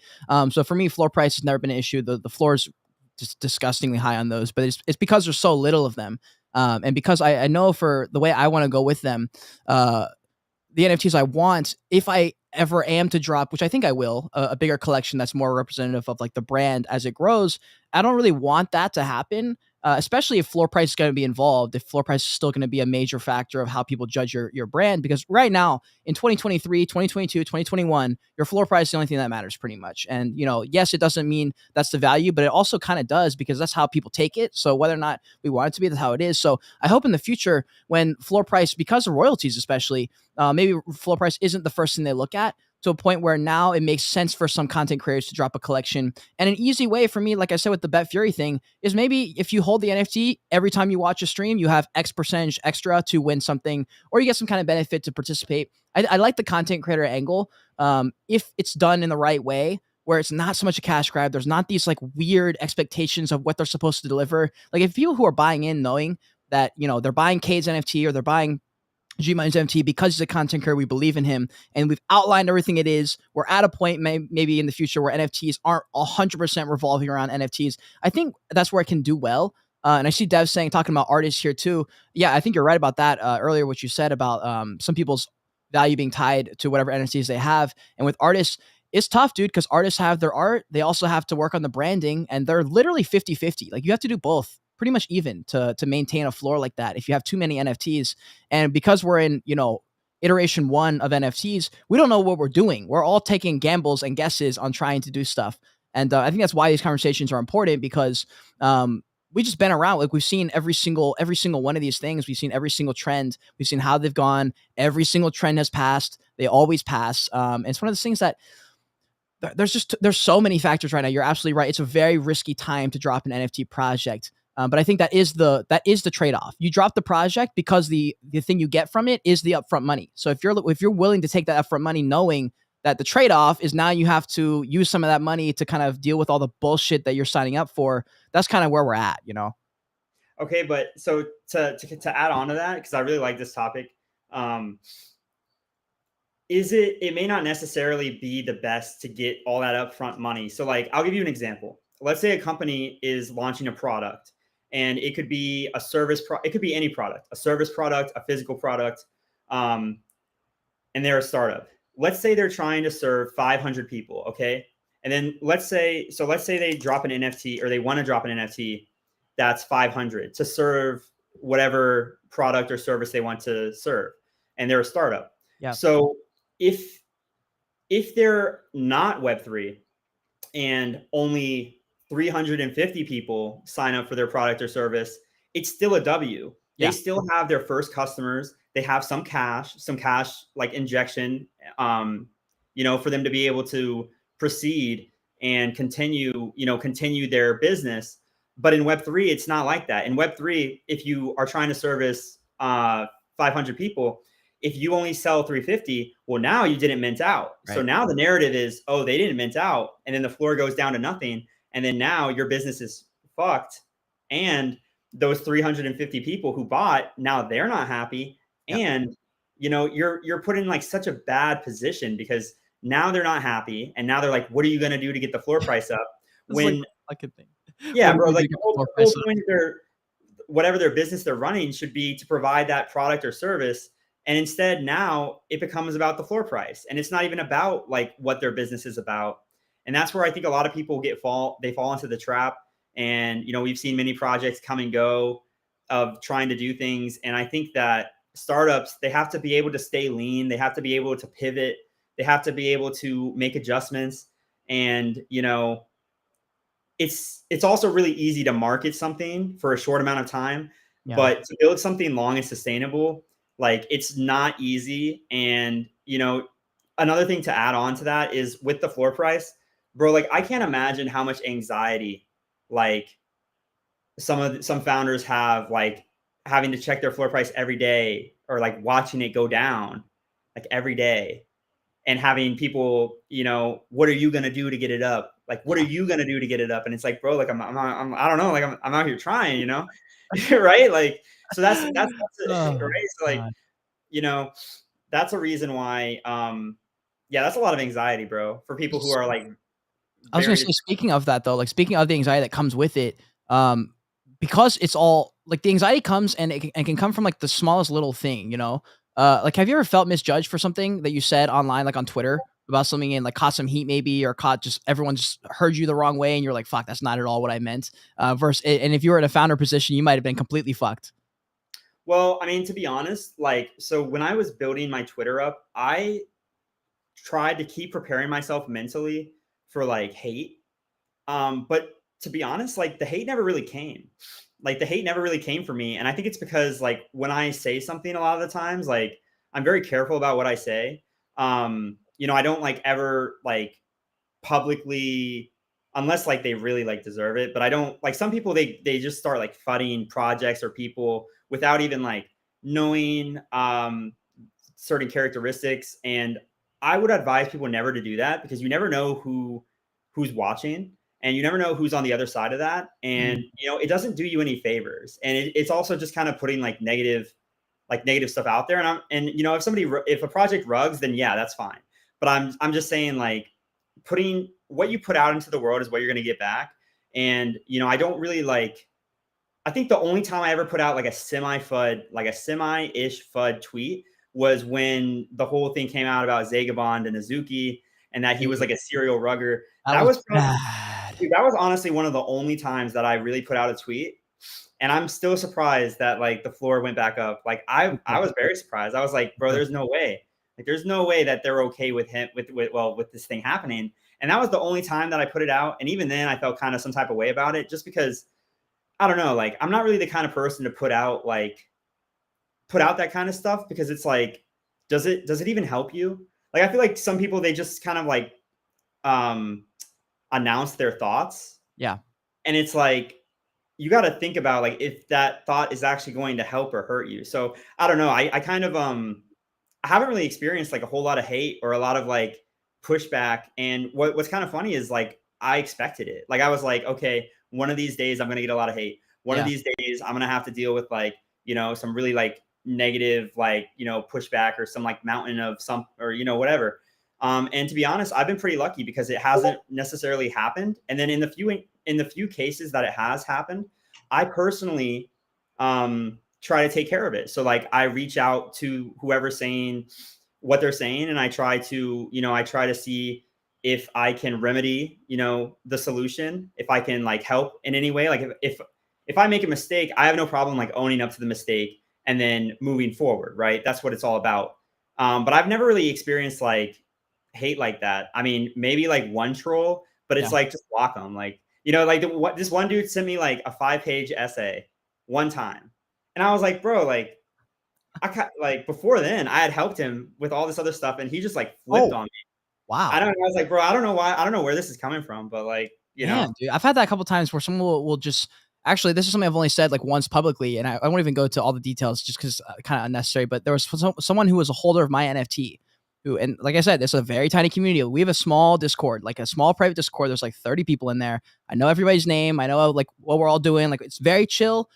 This person was just very different than everyone else, just like not the same kind of person, different age. Also, I think they bought thinking that everyone in my community was going to be like PhD level because I'm like an educational content creator. So I think they expected that. And it's just like a bunch of normal people who just like the content and stuff like that. Anyways, and like the brand of the Joyage, rolling the dice on yourself, taking a chance on you. Very much like kind of what you talk about, a lot of the stuff in your brand too.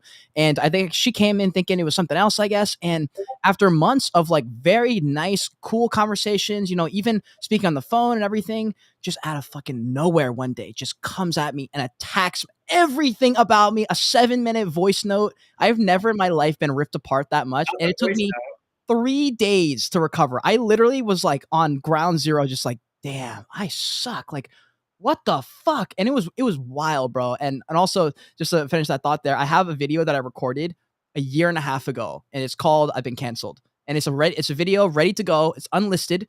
If I ever get canceled, it's the video that's going out immediately. I don't care what I get canceled for. It's the video. The video is going to answer the question of like, what are you going to do now? What do you have to say? The video answers it because it doesn't matter what you get canceled for. Okay, that's in case. Okay, for the most part, there might be something I actually do that warrants an apology. For 99% of the things that people get canceled for, there's an easy response, and you'll see it if I ever get canceled. So if you want to cancel me, go ahead. I have a video prepared. And Dev Kuso here, that's a great question here. What are your thoughts, dude, on the Bitcoin inscriptions? What are your thoughts? I don't know if you saw this. On-Chain Monkey is like moving their whole fucking project to Bitcoin.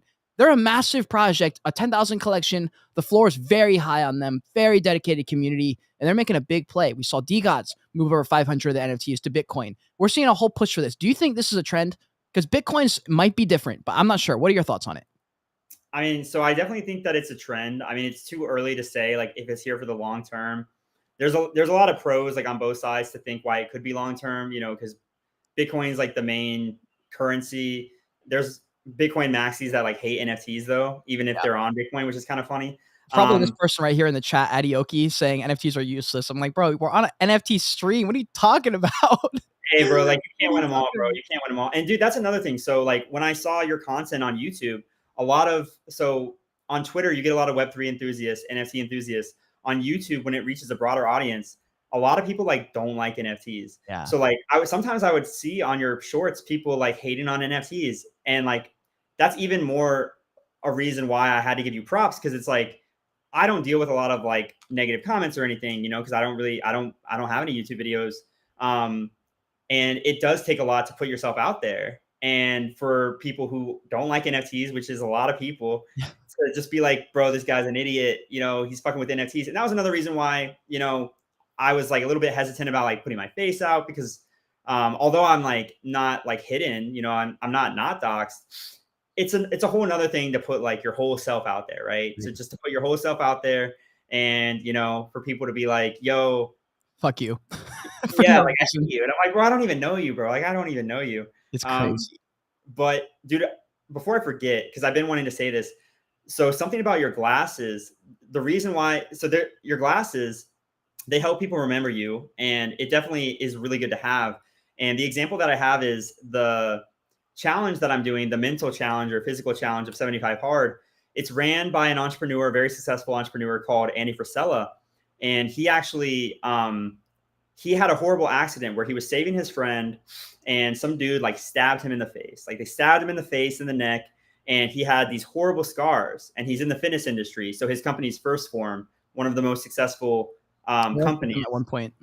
Yeah. And so at first he was letting it like dictate his life, thinking he wasn't going to be successful, but he actually turned it into an advantage. Similarly to you, not that you got like stabbed in the face, but just turning like something like that, something memorable, into an advantage. Yeah. because people would see him at fitness seminars, or they'd come into his shop and they'd be like, oh yeah, you're the guy that sells protein with the scar on your face. Yeah. You're the scar guy. And like people would remember that.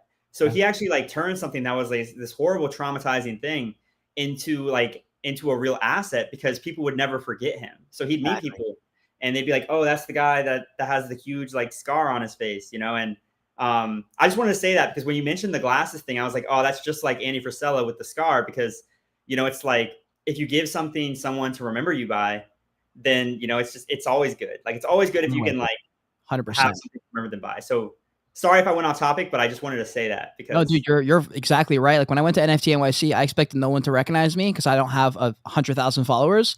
But I had a few people see me who like on the side of the street, and I had my glasses on, and they were like, "Yo!" And it was cool because the way I do my content, it wasn't like a YouTuber meetup type of like, "Hey, I know you." It was like, "Yo, I fuck with your content, love your podcast," shook my hand. And that was it. And it wasn't like weird. And I was like, wow, that's exactly what I was hoping for. And it was also with the glasses. Like I was worried about the more respectable, OG Web2 type of entrepreneurs. I was really worried about what they would say really early on. And then my first podcast with Bungie CEO, Greg Norman, he's a very established entrepreneur in the real world. And the very first time we hopped on the podcast, I had him on. It wasn't a live one. It was just me and him. And I hop on, he hops into this Zoom call, and I don't have my glasses because I was too nervous. I was like, I'm not going to wear these. And first thing he says, yo, and he goes, where the fuck are your glasses? And I was like, all right, bet. And I put them on and never took them off. They've never come off my face, guys. I sleep with them on. I do everything dirty with them on. Y'all already know the deal. I don't take them off. Exactly. He's out there lifting weights with them on, bro. Oh shit! No, if I am at a Web3 event or anything, more than likely you'll see my glasses before you see anything else. But the hair also is another thing. Like I kept the long hair. There's a period where I almost cut it, but I don't think I'm ever gonna cut it. I like that long hair now. I'm really happy I have it. But you're right. The visuals where you can get people to recognize you are super fucking important. That's why I only wear Joyage clothes. I have no other clothes in my wardrobe. It is only my t-shirts. I will not be caught dead wearing anything other than Joyage. And this question, I forget. Do we for the Bitcoin question? I know we. Oh, sorry. Yeah, I went off topic. My bad. So for the Bitcoin question, I mean, like, I think it's like, so like other things, those who are early are able to capitalize, but it's extremely risky. I definitely want to make sure like all y'all know that it's extremely risky, especially since people have to do OTC deals, which is over the counter.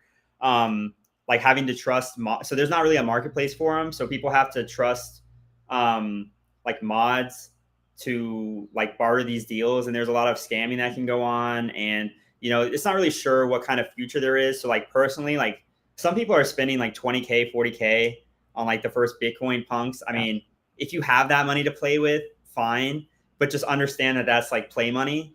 Like you could lose it all. And if you're okay with losing like 50K 100K, which is not most people, then go ahead.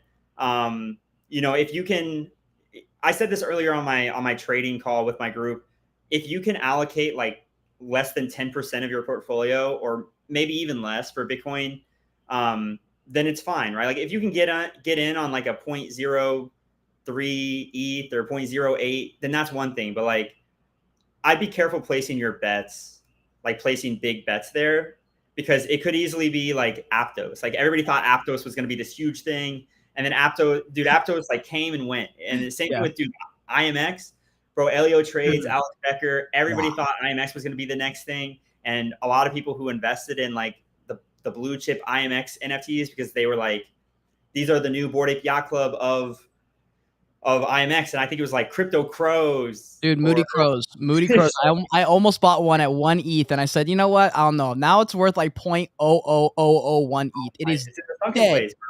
It's in the sunken place. It's not coming back. Yeah, and that's the thing, dude. There are the influencers, like a lot of the big time influencers are smart. Like they really are. And there's like in the same way that when you see the young entrepreneurs flexing, a lot of them like actually do have money. The thing is, that doesn't mean they're always right. In the same way, like I don't know if you remember this project, OG as fuck, Jungle Freaks. So everyone wanted to buy one. Every single influencer, everyone was pumping this one. Every single one. Alex Becker, Elliot Trades, Journey, every single person, all the people I looked up to. I was early in this journey. It was really disheartening for me to see. I remember it was one of the saddest moments on my YouTube career was seeing all my people I looked up to shill a project that I had no clue why they were shilling, because I did the full review. I made a whole video. I was even one of the only people who was like a naysayer. I was like, guys, this project is not all that. Like, I don't know what they're talking about. This artist is not all that. The project is not all that. I don't think this is a great play. 2 weeks later, they found out he was a racist artist. The project went like literally to like 0.2 or something. He was at like 2 ETH or something. And it's just one of those things, like, you need to make sure that you have people, all varieties that you're following on Twitter, because people have different opinions. A lot of them are smart, but it is important to know all the opinions, because there are people who are Bitcoin maxis who are very smart, and there are people who are ETH maxis that are very smart. And because they're very smart with heavy biases, they're going to have strong arguments for one or the other. And if you're only listening to the Bitcoin maxi, you're going to only have one side of that story. Yeah. So, I mean, here's some like trading alpha. Like, when I look at trading, I think to myself, what is the narrative? Like, what are like the masses going to think? A lot, like, unless a project's truly special, will I ever like truly consider like holding it? I'm always thinking, what's the narrative? So like in that case, in the case of Jungle Freaks, where like if I see Alex Becker tweet it, then I just add it to my list. Okay, part of the narrative. People will be bullish because he tweeted it. He was a famous like artist before he was found out to be like kind of racist, but he was a famous artist. So I'm like, okay, that's part of the narrative. Mm-hmm. And then if you build up a strong enough narrative, like, that's what people will trade on. And then I never get like too engulfed in it. Like, some people, they get so engulfed in it that they're like, this project's going to the moon, I'm going to hold forever. And, like, I would advise people not to do that, because then other traders, like people like me, will be like, okay, the more people think that they're going, like, I'm not going to directly like shill something, but if I see all these top people shill it, then I know that people are going to think that it's the next big thing. Mm-hmm. And I'm going to use that to my advantage, or traders use that to their advantage, and they're going to use that as exit liquidity.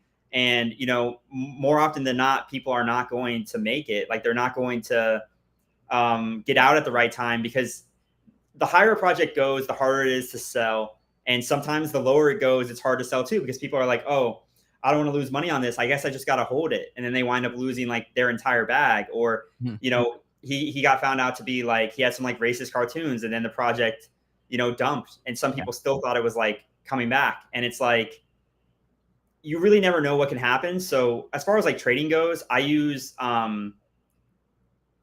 you can't like, I use the narrative for trading, but I'm just saying, like, don't fully believe in like certain narratives. Like, don't fully be like, community is great and all, but if you get too engulfed, like back in the bull, there were people that would like they would defend their bags and just constantly type like, sweep the floor, like, don't sell.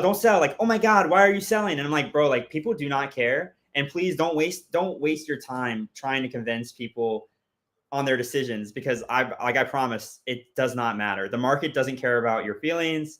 The market doesn't care about community. Yeah, it's true. The market cares about narrative. So think about the narrative and be able to look at it, and don't get too engulfed by it. Like, if certain influencers or certain people convince you that BTC, NFTs are the next big thing, you have to understand that they probably have a vested interest in making you believe that. And, they probably have bags. Or like, I saw something where, people were Azuki's a good example. So I put out my semi-FUD tweet on Azuki, and, some Azuki people were like mad. And it's like, okay, but why are they mad? They're mad because their bags are going down. Yeah. They're mad because they have 10,000 plus dollars in a JPEG, and you don't really know if they're actually supporting it or if they just don't want to lose money. And a lot of times that is definitely going to get like twisted. So be careful getting like sucked into that kind of thing. Like, if someone's promoting something or telling you to get into Aptos or IMX, or IMX will be the next big thing, or Bitcoin NFTs are going to be the next big thing. Yeah. It's okay to like look for opportunities, but don't get like so lost in the sauce that like you wind up getting wrecked. 100%. That's some great advice. Speaking of people giving advice, like, dude, like Alex Becker was giving some really good advice. He was like, bro, this bubble's too big. Sell your NFTs. Bro, he was fudding like season 2 of Neo Tokyo, which, bro, like that shit was horrible, but he was fudding it every day. And as a holder, I was like, bro, like, stop. Wait, who was Alex Becker, his own project? Bro, he was fudding it every day, bro. Wait, hold on. Why? Because he was like, this bubble is too, he was like, if you're here to make money, like sell your NFT. If you're here to build, like build. And Oh, I was like, you know, I held because like I wanted to build and I wanted to make the connection. you were But like, shut up. yeah, dude. Oh yeah, dude. He would come in and like, you know, people would complain about the floor.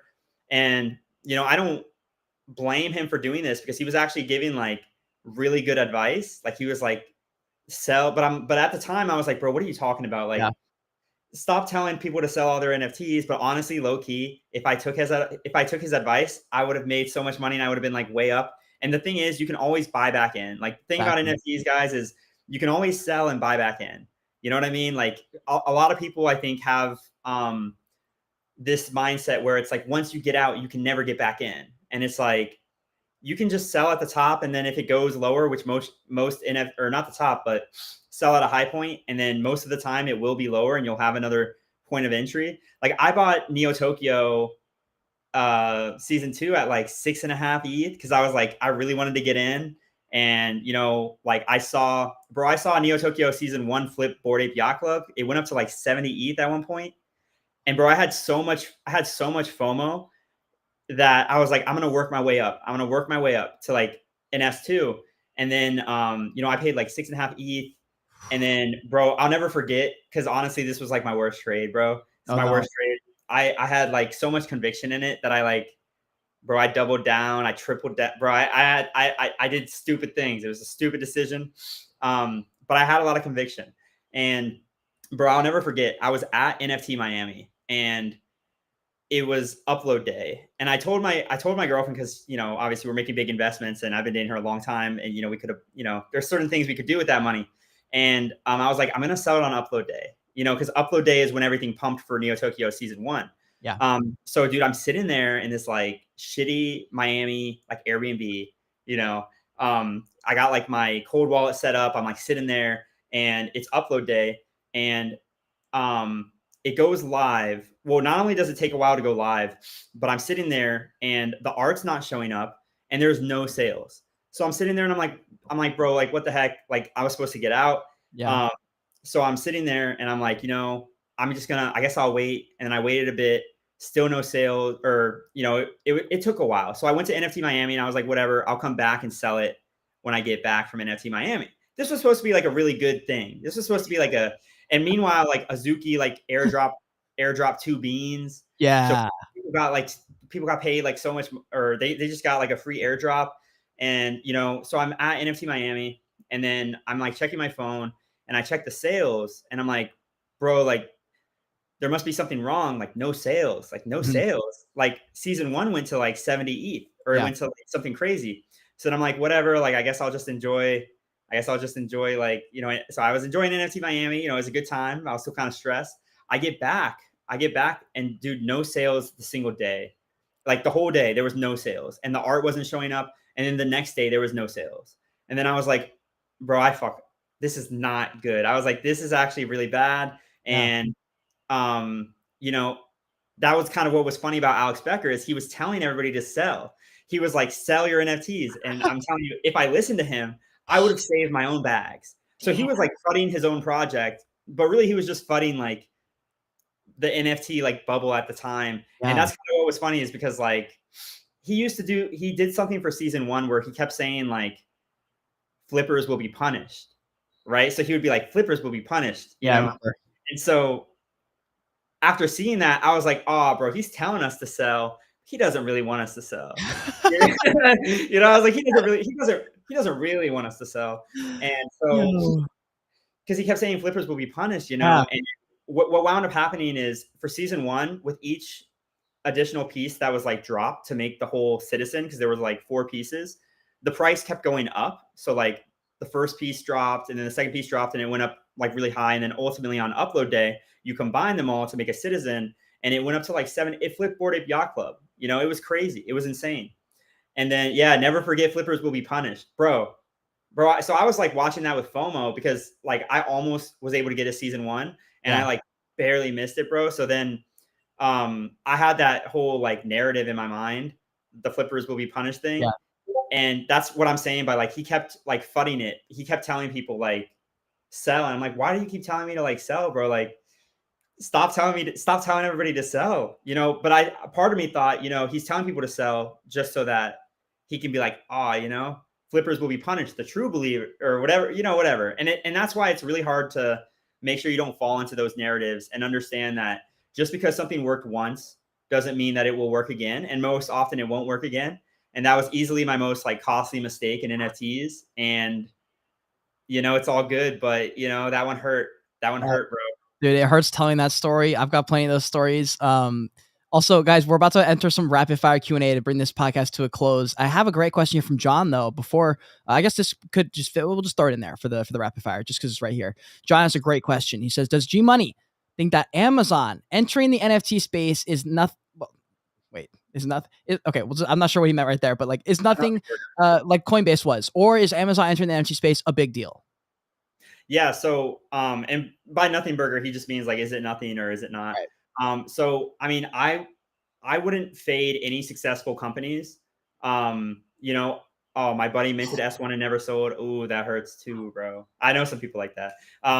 So I wouldn't fade like Amazon. You know, any company that has done, the more stuff a company has done and the more success they've had, the more I'm willing to bet that they have a higher likelihood of success. And just because I say that doesn't mean like it guarantees success, you know, by no means. But the more experience and the bigger the team, the bigger the funds, you know, when people have a lot, when a company with shareholders, they have a lot invested in a company to do well, the more people have invested into it to do well, like the higher likelihood of a chance it will do well. So we'll just have to wait and see. But for any founder or company that has accomplished something, I would never fade them. Like I would never, like, fading them would be dumb. Like if you're gonna fade anybody, fade the anon founder who Yeah. you know nothing about, who you don't know if he's ever done anything. It just depends like what you're trying to get out of it. Like Amazon dropping the NFT project might not mean you're gonna get rich off a flip though. Like they might be doing a different style in the same way Starbucks did their Odyssey, where it's like not. I mean, yes, there's opportunities to win money there, but when we say like don't fade it, it's like they're gonna be a big player in the sense that they're gonna have a lot of a lot of influence on the narrative. And I think as we move further into the space, those players will start to become like Amazon will hire someone who understands Web3 for real and will be kind of like their in between man between Amazon's real company and then like their Web3 version of them on in the same way that like Wells Fargo has a fucking TikToker. Like whoever's in charge of their TikTok account, they have an intern or like whatever company that's really boring. Now, like Wendy's has got a great Twitter person who runs their Twitter. They get it, but there's also Wendy's as a real franchise, as a fucking restaurant that you walk in and like the mean cashier who's gonna send you a bunch of fries that are fucking like not even good. Like that's kind of the thing. Never mind, I don't want to fight Wendy's, but that's kind of like what I mean there in that sense. Like it might not mean you're gonna make a $5,000 flip though. Yeah, I mean, like you got to look at it like this, right? Like if they haven't, all these big companies have email lists, and it's like how it's way more powerful for an already established company to announce something to hundreds of thousands of subscribers on their email list than if they like built up a Twitter over time. Like everybody like likes to follow projects on Twitter and they're like, you know, I'm going to base it off their followers and how much reach they have. But I think the one thing that people aren't really considering is when these Web2 companies use their assets that they already have, like their email list, to onboard people. And if they do things to make it a no-brainer, then like that's how you truly onboard people, because people like to find something wrong with NFTs if there's no real utility. But what if there is real utility? Like the Disney example. What if by downloading a MetaMask wallet and minting an NFT or something, they're able to get a discount on Disney parks? How many Disney adults, how many fans of Disney would do that? Exactly. Tons. And then the other thing to remember is the more of these big companies that do this, the more bullish it is for the space, because when other Web2 companies see Amazon, Nike, Adidas, Rolling Loud getting involved into the space, they're going to be way more likely to enter this. Puma, you know, they're going to be way more likely to enter the space, because it's almost like it's like the internet, you know, like why would you not want to have some kind of foot in the door with like the new space? Like companies that have teams on them, they look out for stuff like that to make sure that they're on that front cutting edge, because that's market share, and all companies want market share. So any company that has, I would go so far as to say that most companies have definitely considered entering Web3, if not already have something in the works. They're just sitting on it or they're building it. And it might be a year or two until we see it. Like, for example, Pokemon, might be building an NFT project, and these things take time. It could take 3 years. It could take 5 years. Imagine if 3 years from now, we find out that this whole time Pokemon has been building an NFT project, right? Like, real projects take time. Real projects aren't, a Twitter account that popped up last week minting Thursday. I hate to say it. Like, I guess I don't hate to say it, but it's like those are degen. If you don't know the founder, you don't know what they've built, those are degen. Be careful with your money. Like, yeah. 100 fucking percent. That's fucking exactly right. So yeah, I would pretty much just, there's no reason for me to like go over the same thing you just said, because I pretty much am right on the same page with you. So I want to enter some rapid fire Q&A. Also, if you guys have any questions in Twitch or YouTube, make sure you throw your question in there now. If you're in Spaces, you want to ask him directly, you can just throw up a request. I know a lot of people, like for me in Spaces, like half the time I don't feel like talking, so I'll just kind of sit there chilling. So I understand that. But if you want to ask him directly, just throw up a request. Okay, actually, I was going to ask this earlier. It's kind of funny. What do your friends think about NFTs in real life? So a lot of my friends actually like respect NFTs because they respect. So the friends that know me, that know about like my entrepreneurial like journey, they don't fade them because they know that like they're willing to hear them out. Like, they're not like, oh, like fuck NFTs. They're like, tell me why. Like, tell me why you believe this. And then after I explain it, they're like, okay, like I get that. That actually makes a lot of sense. Or, I explain like the Rolling Loud example or the Disney example, and they're like, wow, that actually makes total sense. Like, I totally get it now and I understand. Once you explain to them that NFTs and Web3 are just another channel for brands to reach their audience and provide value to their audience, that's usually when it clicks for people. It's like any other channel where it's just another form of value that brands can give back. Like, imagine, like, you think of like the biggest IPs, like how many, I use this example before in a space, like Facebook pages. There's Facebook pages on just about everything you can think of. There's fan pages. There's official pages, like Batman. Like, how many Batman fan pages or Discord communities or Twitter pages are there? There's tons. And so imagine like what NFTs and Web3 allow brands to do with their IP is it's just another channel for them to give back to people who fuck with their IP. Like, they could just, there have been Batman comic NFTs. There have been very like Vive or Vivi, people pronounce it different ways. But there's lots of different ways to do that. Yeah. 1,000%. I see a good answer from Robin here saying Google and Amazon both have a big part of the market, because who knows how big they can get for governance if they did. Yeah, there's a whole lot of options here. I am also curious to see how, like, things like governments and like DAOs and things like that. I'm very interested to see how those do in as like the space matures. Like, will that become something where we're like, okay, like that was cool for 2022, 2023.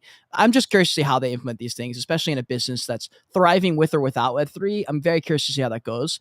Okay, so here's a good question. What was the first NFT that you bought? The very first one? And have you sold it? All right, the first NFT that I bought was Thick Pikachu. Get the fuck out of here, Alex Becker. Yep. Yeah, on a Sunday afternoon, bro. How much did you pay for that? Oh, let me think. Oh my gosh. Did you get in early? If I had to guess, so it's really sad. So I paid like, maybe I paid like 1,200 or 1,500, something like that. Oh. Bro, so I paid like 12 or 1,500, and dude, it pumped to like 3,500. At one point, I think it pumped to like 4,500. And dude, the sad thing about this is I was going to get out of it because this is before like brands got like taken down on like OpenSea. But dude, one day it just got taken down, and I was like, oh shit, it's just gone. And like we went, they didn't rug. OpenSea took it down. And for those who don't know what Thick Pikachu is, it's thick Pokemon, thick with 2 C's, and it's just all the Pokemon you can think of, like cheeked up. They're thick. What can I say? They are thick. Dude, they had really fun game mechanics that were enjoyable because the way it worked is you would buy Pokeballs, or you would get Pokeballs, and every week they would have a raffle. So like they would give away rare Pokemon. So maybe there's like 20 of the basic Pokemon, or 40 of the basic Pokemon, 20 of like the semi-rare Pokemon, and then for the really rare Pokemon, Thunderclap. That's right. So for the really rare Pokemon, there would be like 5, and so you would get Pokeballs, and every week they would raffle them off to whoever held the Pokeballs, and you would have a chance at winning one of the 5 rare Pokemon. So thick Charizard, thick I don't know, thick Raichu, everything. Everything. And those thick rares, bro, they would go for like 5 to 10 ETH. I think I saw thick Charizard go for 20 ETH, bro, like 20 ETH. And it was a really fun game, and it was really they added all kinds of cool stuff. Like you could make your card hologram, like towards the end, like you could like dip it in hologram. And I was like, oh, this is like really cool, because they're gonna have season 1 of Pokemon, and then season 2, like second gen. I think that's the right terminology, second gen Pokemon. And then, they can go through all the different Pokemon generations. And I thought that it would be protected under copyright, because I thought parody law. Yeah. Like parody law. Like as long as it's clearly a parody, like, you should be good. And no, I was wrong. So that was my first one that I truly bought. And then, like I said, the first one that I made money on was Fancy Frenchies from Solana. And I hadn't been following the project. Like I said, I did a lot of reselling. My friend was just like, yo, get in on this drop. I was like, why not? Made $1,000 in like 14 minutes. And I was like, oh, bro, this is it. Like, I'm hooked. That's fucking awesome, dude. And on the other end of the spectrum, do you have a moment that you go back to when someone asks you, like, yo, do you have a shittiest moment of your life / maybe an entrepreneurial venture that was just so bad that you really got down bad, or a normal life thing, something that really knocked you down, that really tested what you're capable of, what you really got up here, like your self-discipline, things like that? Does anything come to your mind? Bro, so it's kind of funny, because it wasn't actually like a bad thing. It's the thing that really tested me was when I went to go work for BMW. It was kind of a certain point in my life where I was doing like an internship there, and I was trying to decide if I really truly wanted to go, because I've always been entrepreneurial, and I was trying to decide if I if maybe I wanted to have like a backup plan, like if maybe like, should I consider a backup plan? And the thing about the BMW internship is it was extremely competitive to get it. So I had to do like 5 different rounds of interviews, and only one person gets it. And I made a lot of connections. I networked, I joined like my business fraternity in college. I did all these things to get it. And I felt really, really glad when I got it, because I thought, if I'm going to do an internship or work for a company, I want it to be like a cool company. So when I saw BMW, I was like, oh, BMW is cool. I could probably learn a lot from them. And I was in the HR department. So this isn't to say like all jobs there are bad. It was just like that position. So I was in the HR department, and I thought HR because I was like, oh, I like to talk to people. And really what I should have done is sales. But I was like, I like to talk to people. HR is talking to people, right? And bro, I was completely wrong. It was not talking to people. And it was like, I moved down for that internship to Spartanburg, South Carolina, and it was very monotonous. It felt like my world, which was previously like colors, it felt like my world turned into like a black and white world, like lacking of like excitement and emotion. And, my boss at the time, they were celebrating his 10-year anniversary. And I was sitting there and I was like, man, like 10 years, like, can I imagine myself like 10 years, spending 10 years at the same place and like coming back to the same office, or maybe it's a slightly bigger office. And, doing that like slow grind when I had so many like creative ideas and things that I wanted to act upon. And at that internship, I was doing like org charts, I was doing proposals, but it was very monotonous work, and it didn't really feel like I was making that much of a difference. And I just thought there was like more to life. And so that was a really hard period for me, because like, I'll tell you why. Number one, I thought that, I thought BMW, and I still think BMW is a great company, but I thought to myself, if a company as good as BMW doesn't work for me, then like, what am I going to do? Yeah. Cause like it really was top tier. Like I had to beat a lot of people for the job. I like probably barely got the job. And the sad thing is, if I didn't get the job, I probably would have been wondering my whole life, what if? Yeah. Like, what if I got the job? Like, Yeah. what if I got the job? And that was kind of like the space that I was in. And I was really having not a good time because I was working full time. I didn't have like any free time because you know, you got your 40-hour work week, and then driving back and forth was 1 hour, and then lunch was 1 hour. So it was 50 hours. And then I either had to wake up and work out at 5 a.m. at like Gold's Gym, or right after work during rush hour, I would hit the gym on the way home. And it got to the point, and I was also taking classes at this time. So I was taking classes in addition to this, and trying to start my business, fund my business. And it was just really, really depressing because I didn't have a lot of time, I didn't have a lot of energy, and any of the money that I made, I would put towards funding my business. So I kind of got to a point where I realized like just how much I really was like entrepreneurial, was that regardless of whatever job I did take, I would use it to fund my business ventures until I found something that worked. And I had the mindset of like, I don't care how long it takes. I don't care how much money I have to lose. I don't care how long it takes. Like, if there's a way, I will find it. And I knew that there was a way, because when I see people online that are doing like the entrepreneurial journey, I would think to myself, you know, they don't have anything that I don't have. And if they can do it, I can do it.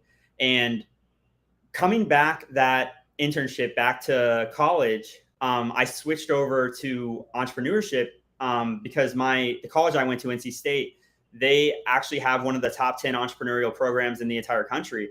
And that's why it was kind of a no-brainer too, because I was like, okay, I know I don't like this. And it was kind of like my last like throw at seeing a backup plan. And when I came back, I knew I'm 100% like putting everything towards my business. The goal was to have a successful business by the time I graduated. And, you know, I just put everything into it, and I didn't really give myself any outs, and I was willing to do whatever it took to succeed. Like I said, I went from like working in an office setting to, I found out that if you were good at sales, which I wanted to learn sales anyway, you could actually make a lot of money if you did like door-to-door canvassing. So, you know, I did door-to-door canvassing. I was really like successful at it, made a lot of money, and it was hard. It was really hard, but I grew the most during that time. But that was a critical time, because from what I remember, your question was like, was there a critical time that made you decide, or just like a hard time? And to me, when I think back, that was the time where I was like, listen, I can either go all in and go after my dreams and my goals, or I can live with regret. And I just thought to myself, you know, what if I worked at a job like this for like the next 5 to 10 years and never took the chance on myself? Yeah. And like, I don't want to live with regrets. You know, I would rather fail. I would rather be dead. I came to the conclusion that I would rather be dead broke and have tried than like be rich and not have tried.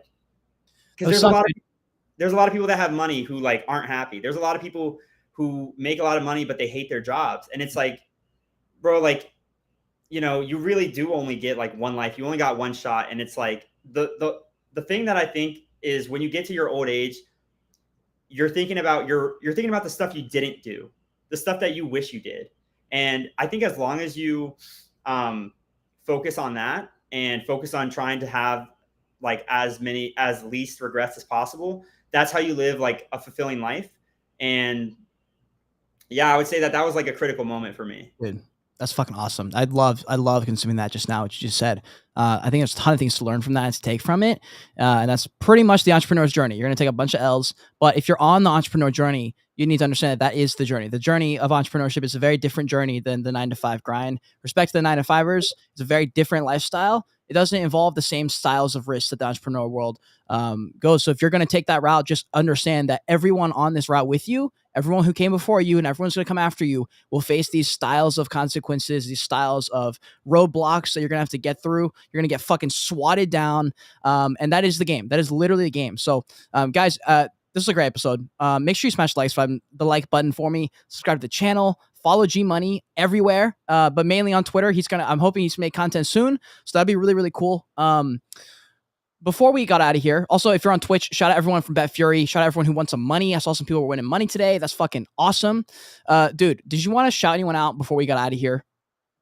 Bro, I mean, honestly, I would say I shout out anybody who like shows by example, like lives by their example. So, you know, people like Cade who are putting out content like consistently. Anybody who's actually like out there doing the thing, you know, like who has trust that they're going to make it as long as they keep going. And that, dude, the biggest thing that I would say is for people who are successful is persistence and grit. You can lack talent, you can lack smarts. Like if you the key to an entrepreneur being successful, in my opinion, is the ability like to get up no matter how many times you get knocked down, to get back up and to get after it. Like some of the most successful people that I know, they've all experienced it. You know, they've all experienced it. Like some of the people that you guys may not even like realize, they've all experienced major setbacks. And, you know, you just got to keep going. You got to keep getting after it, you know, and that's really who I want to shout out is anybody who like wants to pursue something and, you know, maybe their family, maybe their friends told them they couldn't pursue it.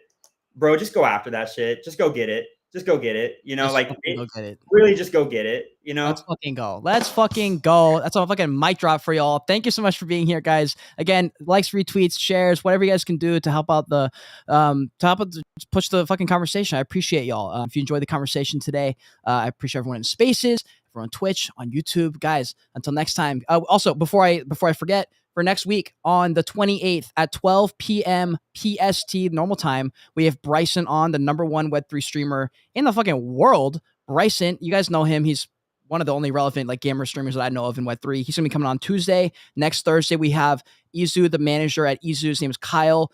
We had a conversation a few months ago. That's gonna be at noon also. PST. So we will see you guys next week. Until next time, continue on your Joyage, continue to learn, and we're grateful you're live watching this video or stream. And GMONEY, my man, thank you so much for being here. hey, thanks for having me, man. Y'all have a great day. Right on.